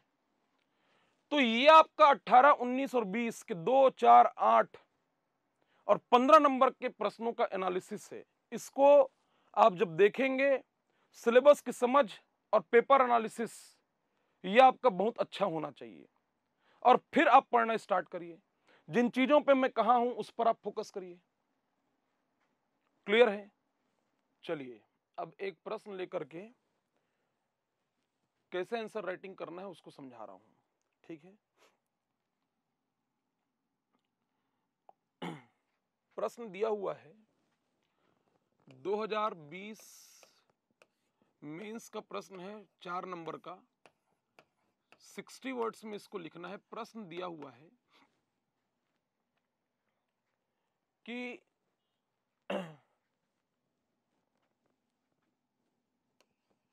ब्रिटिश नियंत्रण में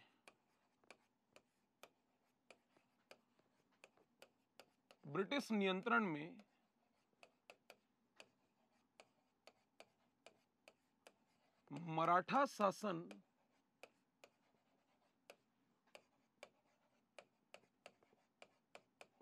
का सूत्रपात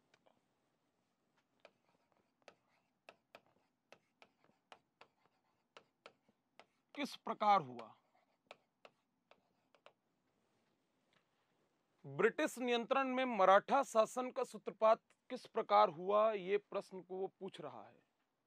ब्रिटिश नियंत्रण में मराठा शासन का सूत्रपात किस प्रकार हुआ, मतलब ये पूछ रहा है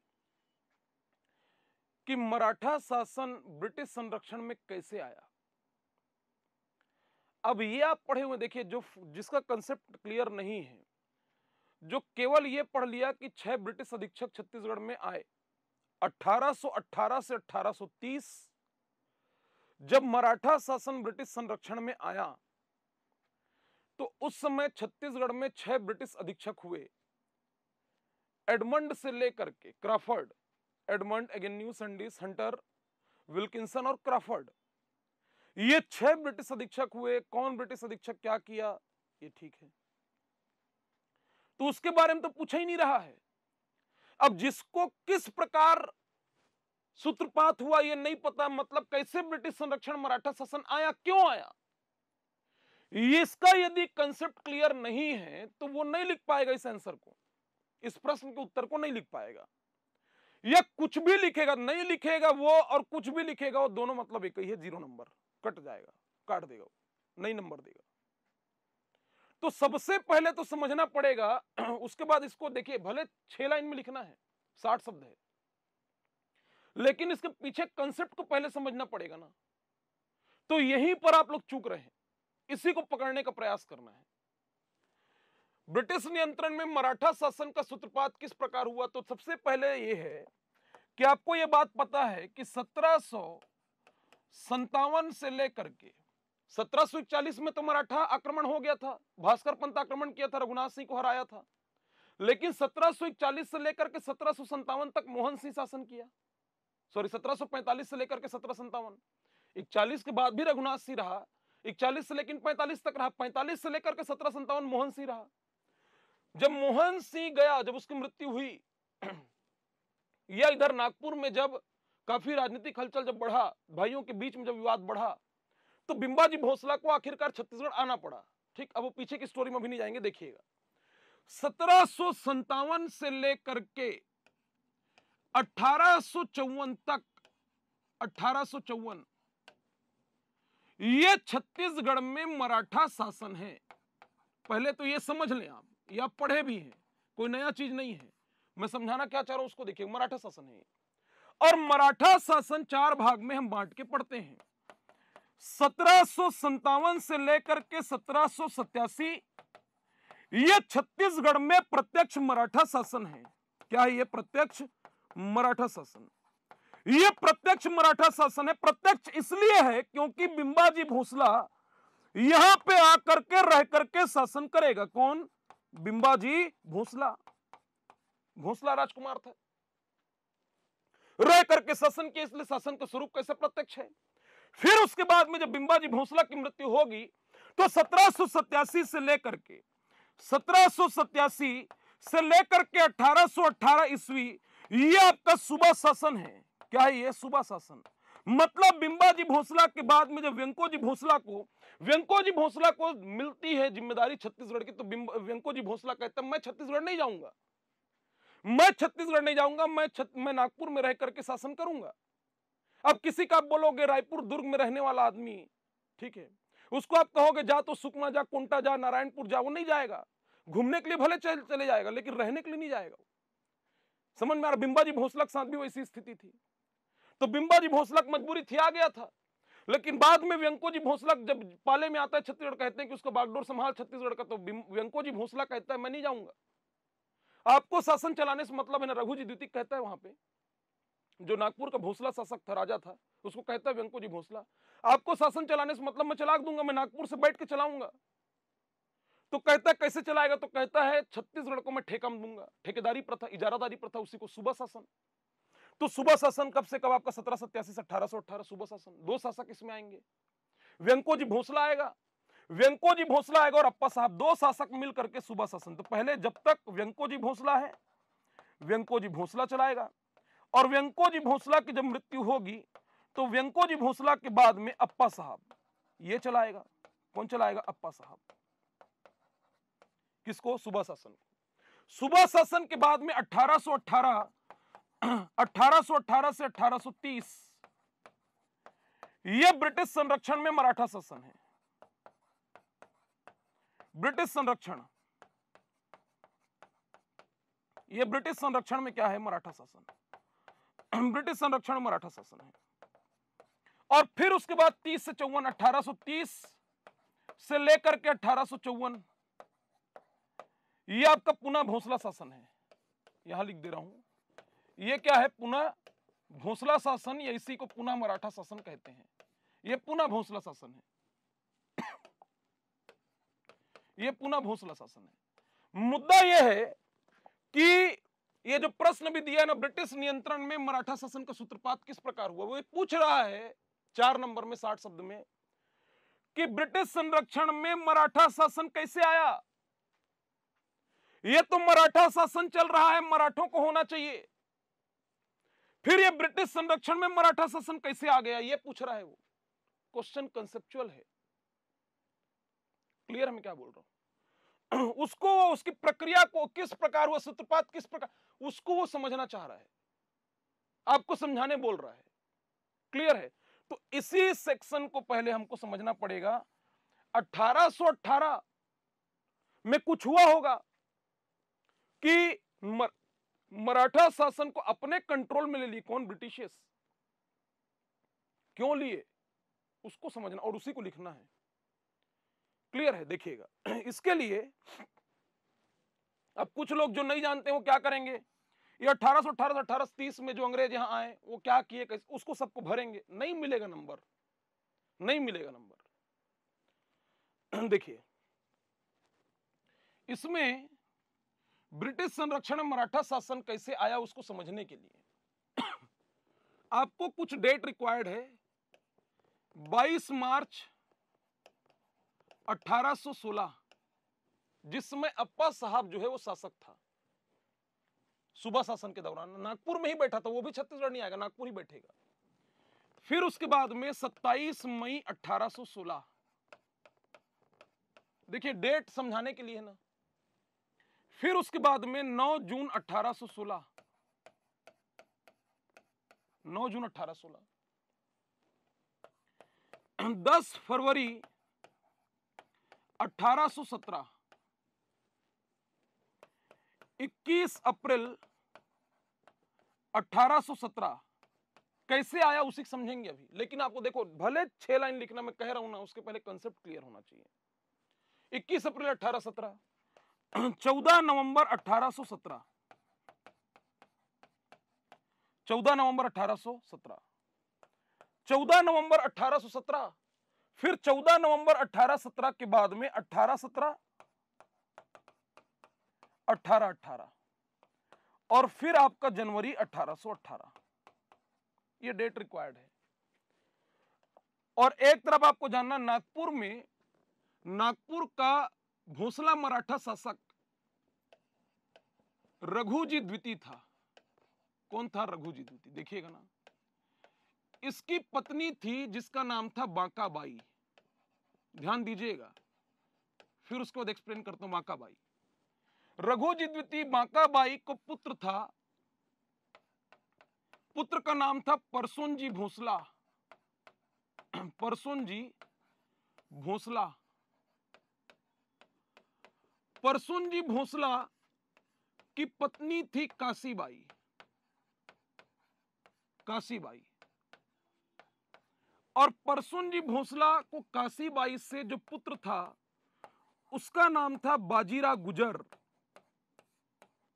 बाजीराव गुजर, जो इतिहास में रघुजी तृतीय के नाम से फेमस होगा। रघुजी तृतीय। इसी में स्टोरी यह है कि रघुजी द्वितीय का भाई है, भाई है अप्पा साहब। कौन है? अप्पा साहब। अप्पा साहब।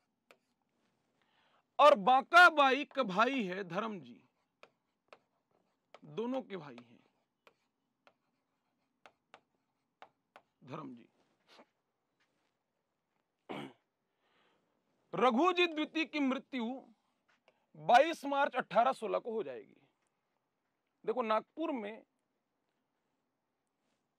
तख्त को लेकर के, गद्दी को लेकर लड़ाई। रघुजी द्वितीय की मृत्यु 22 मार्च 1816 को हो जाएगी। 22 मार्च 1816 को जब रघुजी द्वितीय की मृत्यु होगी ना, तो अब गद्दी के 2 दावेदार हैं। गद्दी के 2 दावेदार में एक है जो रघुजी द्वितीय का भाई है, कौन? अप्पा साहब। और एक दावेदार है परसोनजी भोसला। 2 दावेदार हैं। अप्पा साहब चाहता है गद्दी में बैठे, परसोनजी भोसला चाहता है गद्दी में बैठे। कायदे से होना यह चाहिए था कि उसका पुत्र है रघुजी द्वितीय का, इस कारण से परसोनजी भोसला को बैठना चाहिए। अप्पा साहब कोई डाउट नहीं, बुद्धिबल और बाहुबल, बुद्धिबल और बाहुबल दोनों से ना, दोनों से ताकतवर था ना। कौन आपका? कौन आपका? अप्पा साहब। इसमें कोई डाउट नहीं है। अनुभवी था, सब कुछ था। लेकिन इतिहास से हमको जो सीखने मिलता है, इतिहास कहता है कि इतिहास में ऐसे कई लोग ना आए जो बुद्धि बल, बाहुबल, टैलेंट में, सब कुछ में वो आगे थे, काफी आगे बढ़ सकते थे, काफी अच्छा कर सकते थे। लेकिन इसलिए आगे नहीं बढ़ पाए, इसलिए अच्छा नहीं कर पाए, उनसे कम जो टैलेंटेड थे या कम जो ताकतवर थे वो आगे बढ़ गए, लेकिन वो आगे नहीं बढ़ पाए। सब कुछ में वो अच्छे थे लेकिन आगे नहीं बढ़ पाए। इसलिए आगे नहीं बढ़ पाए क्योंकि उनका नियत सही नहीं था। क्या सही नहीं था? नियत सही नहीं था ना। इसलिए हमेशा नियत का सही होना जरूरी है, और नियत सही नहीं था किसका? अप्पा साहब का। मैं कहता हूं कि नागपुर के भोसला मराठा शासन का ना, ये विभीषण है। कौन आपका? अप्पा साहब, जो डुबाया किसको? भोसलाओं को। कहां पर? नागपुर में। इसमें कोई डाउट नहीं कि सब में तेज था, आगे था। होता यह है कि तख्त को लेकर के, गद्दी को लेकर के दोनों चाचा भतीजा के बीच में लड़ाई है। अप्पा साहब चाहता मैं बैठूं, इधर परसोनजी भोसला चाहता मैं बैठूं। परसोनजी भोसला का साथ कौन दे रहा है? उसका मामा दे रहा है। कौन? धर्मजी। नागपुर 2 खेमम बटा हुआ, एक तरफ अप्पा साहब, एक तरफ कौन है? धर्मजी। धर्मजी चाहता उसका भांजा ही बैठे, मतलब कौन बैठे? परसोनजी भोसला बैठे। बीच का रास्ता निकाला जाता है। बीच का रास्ता निकाला जाता है। जैसे आपका शासन का मुखिया, एक राज्य में यदि बात करें तो शासन का जो मुखिया है, पूरी व्यवस्था कैसे चलती, शासन, प्रशासन और जनता, है ना। तो शासन का मुखिया कौन है? मुख्यमंत्री है। वैसे ही प्रशासन, पूरा ब्यूरोक्रेसी जो है वो किसके कंट्रोल में होगा? राज्य के मुख्य सचिव के कंट्रोल में होगा, मुख्य सचिव के कंट्रोल में। तो वैसे ही बीच का रास्ता ये निकालते हैं कि शासक जो है वो किसको बनाया जाए? परसुन जी भोसला को। ये शासक बने, ये राजा बने, तो शासक बन जाता है परसुन जी भोसला। और अप्पा साहब को उस समय प्रशासन का मुखिया रेजिडेंट कहलाता था। क्या कहलाता था? रेजिडेंट। तो रेजिडेंट बनाते हैं ना किसको? अप्पा साहब को। अप्पा साहब को पूरा प्रशासन, एडमिनिस्ट्रेशन देते हैं, पूरा प्रशासन। और शासन का मुखिया किसको बनाते हैं? परसुन जी भोसला। मतलब परसुन जी भोसला राजा बन गया। ये मुख्यमंत्री है, समझ लो, ये क्या है? आपका मुख्य सचिव है। क्लियर है? लेकिन राजा तो परसुन जी भोसला ही है। तो होता यह था, आप समझने के लिए बोल रहा हूं, जब राज दरबार लगे नागपुर में भोसलाओं का, जब राज दरबार लगता था तो ऊपर का जो तख्त था, ऊपर का जो गद्दी था, ऊपर का तख्त, वो तो राजा का ही होगा। उसमें जाके बैठता था ना कौन? परसुन जी भोसला। उसमें जाके बैठे, राजा है तो बैठेगा। और उसके नीचे बैठता था ना कौन? आपका अप्पा साहब, रेजिडेंट। समझ में आ रहा है? रेजिडेंट बैठता था। तो बार बार अप्पा साहब परसुन जी भोसला देखता था, उस तख्त को देखता था, और देख देख के टेंशन में आता था। कौन? आपका अप्पा साहब। अप्पा साहब उसको देख देख के टेंशन में आता था। किसको? आपका परसुन जी भोसला को, कि ये बैठा है, ये बैठा है, मेरे से कम अनुभवी, कम ताकतवर, कम बुद्धि में, सब में मैं ज्यादा हूं, मेरे को बैठना चाहिए। देख देख के, जबकि रेजिडेंट का पद मिला है, देख देख के टेंशन। अब ये सोच डाला अप्पा साहब, डिसाइड कर डाला कि नहीं, इसको अपने रास्ते से निकाला जाए, हटाया जाए। किसको? परसुन जी को। देखिएगा ना कैसे ब्रिटिश नियंत्रण में आ रहा है। और अंग्रेज तो नागपुर के बिल्कुल ना मुहाने में है, मुहाने में, एकदम मुहाने में है, डेरौठी। समझ में आ रहा है? बिल्कुल मुहाने में खड़े हैं। मुहाने में खड़े, कब मौका मिले, कब अंदर घुसे नागपुर में, ऐसा ठान के मतलब रखे कौन? अंग्रेज। मौके की तलाश में। देखिए मौका कैसे मिल रहा है। यहां पर जब तक के रघु जी द्वितीय जिंदा था, तब तक के नागपुर के भोसला, नागपुर एक ऐसा राज्य था जो अंग्रेजों के द्वारा जो सहायक संधि लाई गई थी, सब्सिडरी अलायंस, सहायक संधि, उसको नहीं लिया था। ये क्या करता है अप्पा साहब? जैसे ही इसको प्रशासन का मुखिया बनाया जाता है, रेजिडेंट के पद पर बैठता है, ये जा करके उस समय ना, जब ये बैठा, जैसी 1816 की बात है, 1816 भले वेलेजली चला गया, सहायक संधि ला करके चला गया, लेकिन सहायक संधि तो चल रहा था। अंग्रेज प्रयासरत थे, उसके बाद में जो भी गवर्नर जनरल आए वो लोग प्रयासरत थे कि राज्य जो है सहायक संधि ले। तो उस समय 1816 में, जिस समय अप्पा साहब रेजिडेंट है, जिस समय शासन, भोसला शासन का मुखिया कौन है? आपका परसुन जी भोसला है। उस समय भारत का गवर्नर जनरल लॉर्ड हेस्टिंग्स है। कौन है? Lord Hastings. लॉर्ड हेस्टिंग्स से जाकर के मिलता है कौन? अप्पा साहब। अप्पा साहब जाकर के लॉर्ड हेस्टिंग्स से मिलेगा और जाकर के मिल करके कहता है कि मेरे को नागपुर का गद्दी चाहिए। तो लॉर्ड हेस्टिंग्स कहता है क्या फोकट में थोड़ी मिल जाएगा, इसी फ्री में, तू क्या करेगा? तो कहता जो आप बोलो। तो अप्पा साहब को कहता लॉर्ड हेस्टिंग्स, देख यदि गद्दी में तू बैठा तो नागपुर जो है, पहले तो ये कर कि अब गद्दी में जब बैठेगा तब बैठेगा, पहले जाकर के परसुन जी को नागपुर को बोल, फिर गद्दी में तेरे बिठाएंगे, एक बार हमको घुसने दे, फिर परसुन जी भोसला के रास्ते से निकालेंगे, हटाएंगे। नागपुर सहायक संधि ले, नागपुर को सहायक संधि लेना चाहिए, सब्सिडरी अलायंस वो करे, सहायक संधि ले। अप्पा साहब हाँ बोलता है लॉर्ड हेस्टिंग्स को, और परसुन जी भोसला को कन्विंस करता है कि हमको लेना चाहिए क्या? सहायक संधि। अब प्रशासन का मुखिया बोल रहा है, वो भी जो है परसुन जी भोसला उसमें हामी भर देता है। परसुन जी भोसला हामी भरता है। 27 में 1816 को जाकर के अप्पा साहब लॉर्ड हेस्टिंग्स से मिला था। कौन? अप्पा साहब लॉर्ड हेस्टिंग्स से मिला था। कब? 27 में 1816। 9 जून 1816 को नागपुर के दरबार में घोषणा किया जाता है कि नागपुर राज्य जो है वो सहायक संधि ले लिया है।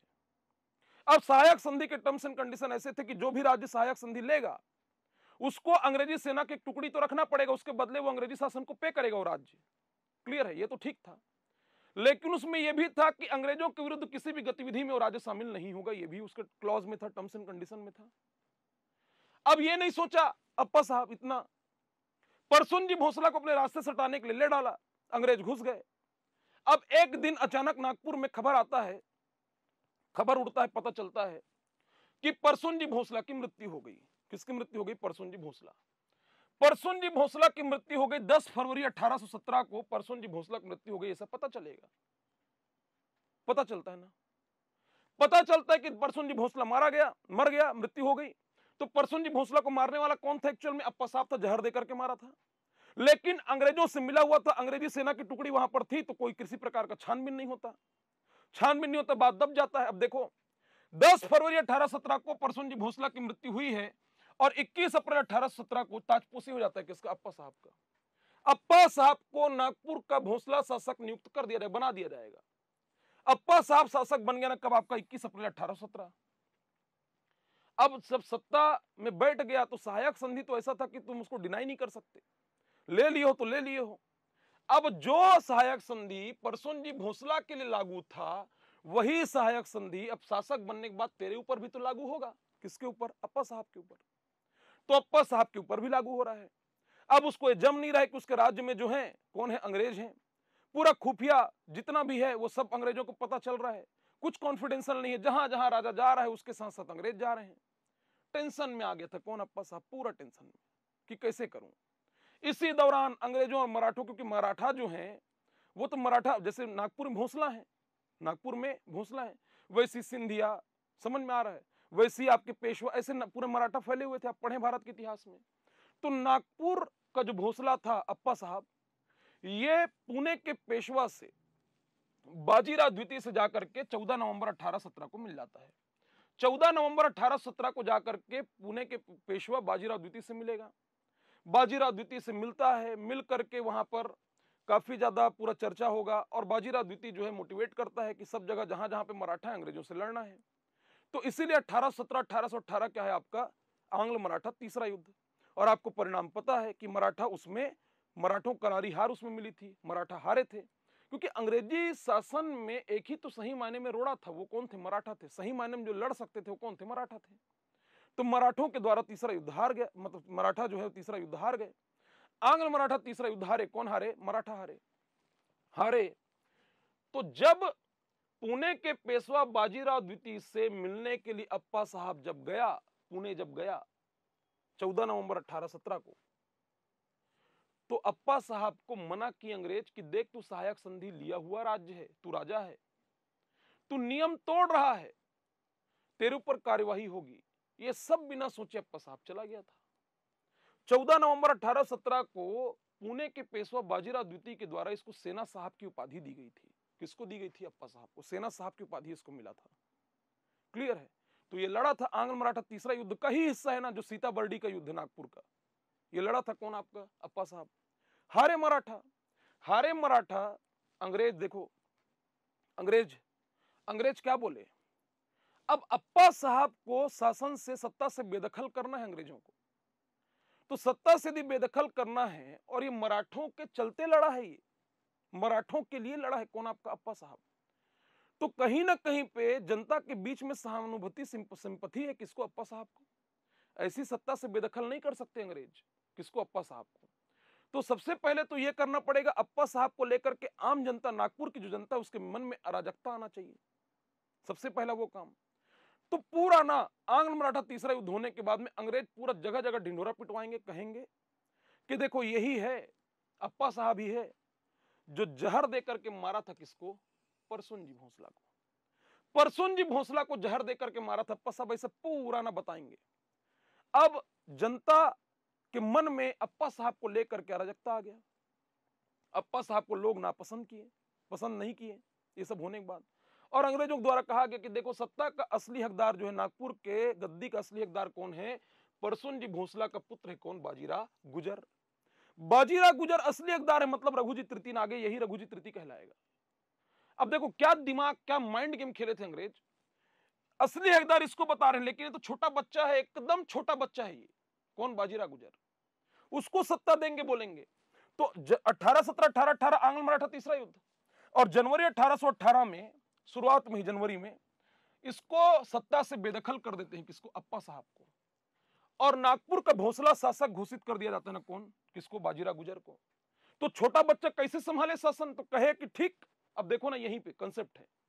अंग्रेज कहते हैं कि क्या दिक्कत है, शासन जो है इसी के नाम से चलेगा, बाजीराव गुजर जो है शासक यही कहलाएगा, कोई दिक्कत नहीं, इसको हम संरक्षण देंगे।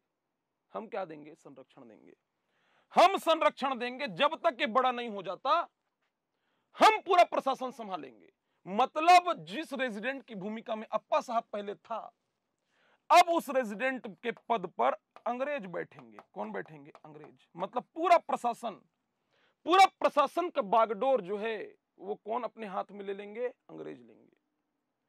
तो नागपुर के ही तो अधीन छत्तीसगढ़ है ना, तो नागपुर में रेजिडेंट नियुक्त किया जाएगा, शासक तो यही कहलाएगा, और इस शासक को संरक्षण मिलेगा जब तक ये वयस्क नहीं हो जाएगा। अंग्रेजी संरक्षण मिलेगा ब्रिटिश इसके बड़े होते तक। जब ये बच्चा बड़ा हो जाएगा 1830 में, तो फिर ये शासन संभालेगा। तो इसीलिए पुनः भोसला शासन 1830 से 1854। क्लियर है? लेकिन उसके बड़े होते तक मराठा शासन को क्या मिलेगा? ब्रिटिश संरक्षण मिलेगा, ब्रिटिश नियंत्रण में वो रहेगा, कंट्रोल में रहेगा। तो अंग्रेज जो है वो क्या बनेंगे? रेजिडेंट बनेंगे। क्या बनेंगे? रेजिडेंट। तो नागपुर में रेजिडेंट बैठेगा, उसी नागपुर के अधीन तो छत्तीसगढ़ है ना, तो छत्तीसगढ़ में ब्रिटिश अधीक्षक बनाए जाएंगे। क्या बनाए जाएंगे? ब्रिटिश अधीक्षक। ब्रिटिश अधीक्षक बनेंगे। तो इधर रेजिडेंट, पहला रेजिडेंट जेनकिंस बनता है, बाद में विल्डर आता है, पढ़े ही आप। और इधर अधीक्षक में Edmund, Agnew, Sandis, Hunter, Wilkinson और क्राफर्ड, 6 अधीक्षक आएंगे। कहां पे? छत्तीसगढ़ में। तो ये सब बात की चीजें हैं। इस प्रक्रिया का जो सार है, जितना भी समझाएं, कैसे आया ब्रिटिश नियंत्रण में, क्यों हुआ, इस जो प्रक्रिया को मैं समझाया, और रघुजी द्वितीय की मृत्यु के बाद से लेकर के पूरा ना कहां तक आपका जनवरी 1818, इसी के सार को आपको, जिस्ट को, सार को आपको लिखना है, क्योंकि आपके पास स्पेस केवल 6 लाइन है, 60 शब्द में लिखना है। क्लियर है? ब्रिटिश नियंत्रण में मराठा शासन का सूत्रपात किस प्रकार हुआ, समझ में आ रहा है? तो इस पूरे प्रक्रिया का जो सार है उसको आपको लिखना है। तो यदि लिखना हुआ तो उसके लिए ध्यान रखिएगा, आपको बताना है कि नागपुर, उत्तर यदि लिखना हुआ ना, नागपुर का भोसला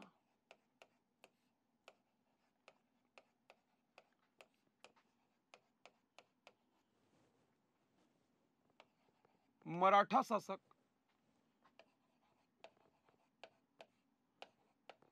अप्पा साहब ने, नागपुर के भोसला मराठा शासक अप्पा साहब ने सहायक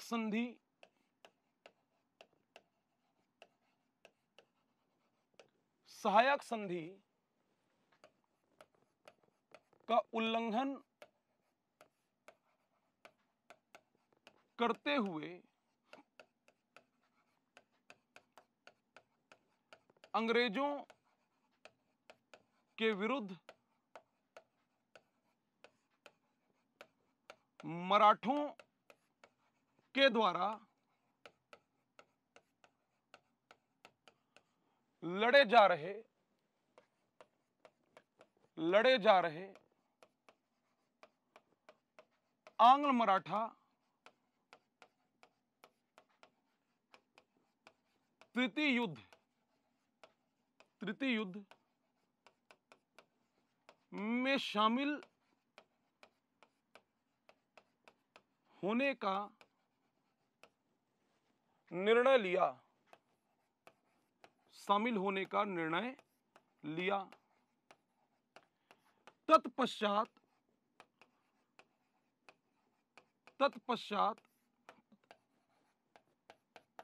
अंग्रेजों से मिली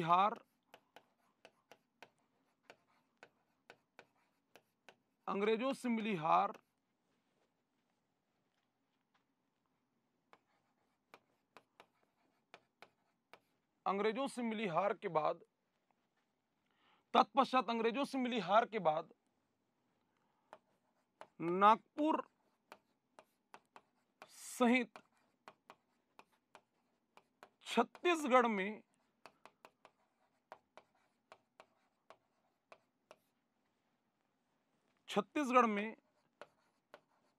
ब्रिटिश नियंत्रण का ब्रिटिश नियंत्रण का सूत्रपात हुआ? ब्रिटिश नियंत्रण का सूत्रपात हुआ। रघुजी द्वितीय के अल्पवयस्क पुत्र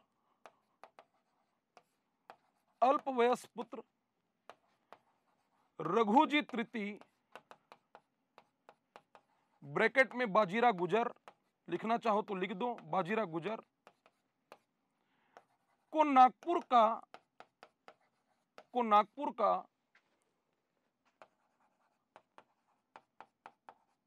शासक बनाकर पूरे प्रशासन की बागडोर अंग्रेजों ने अपने हाथों में ली।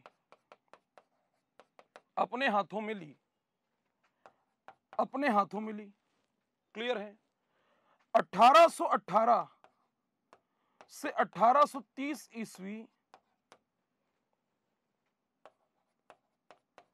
मराठा शासन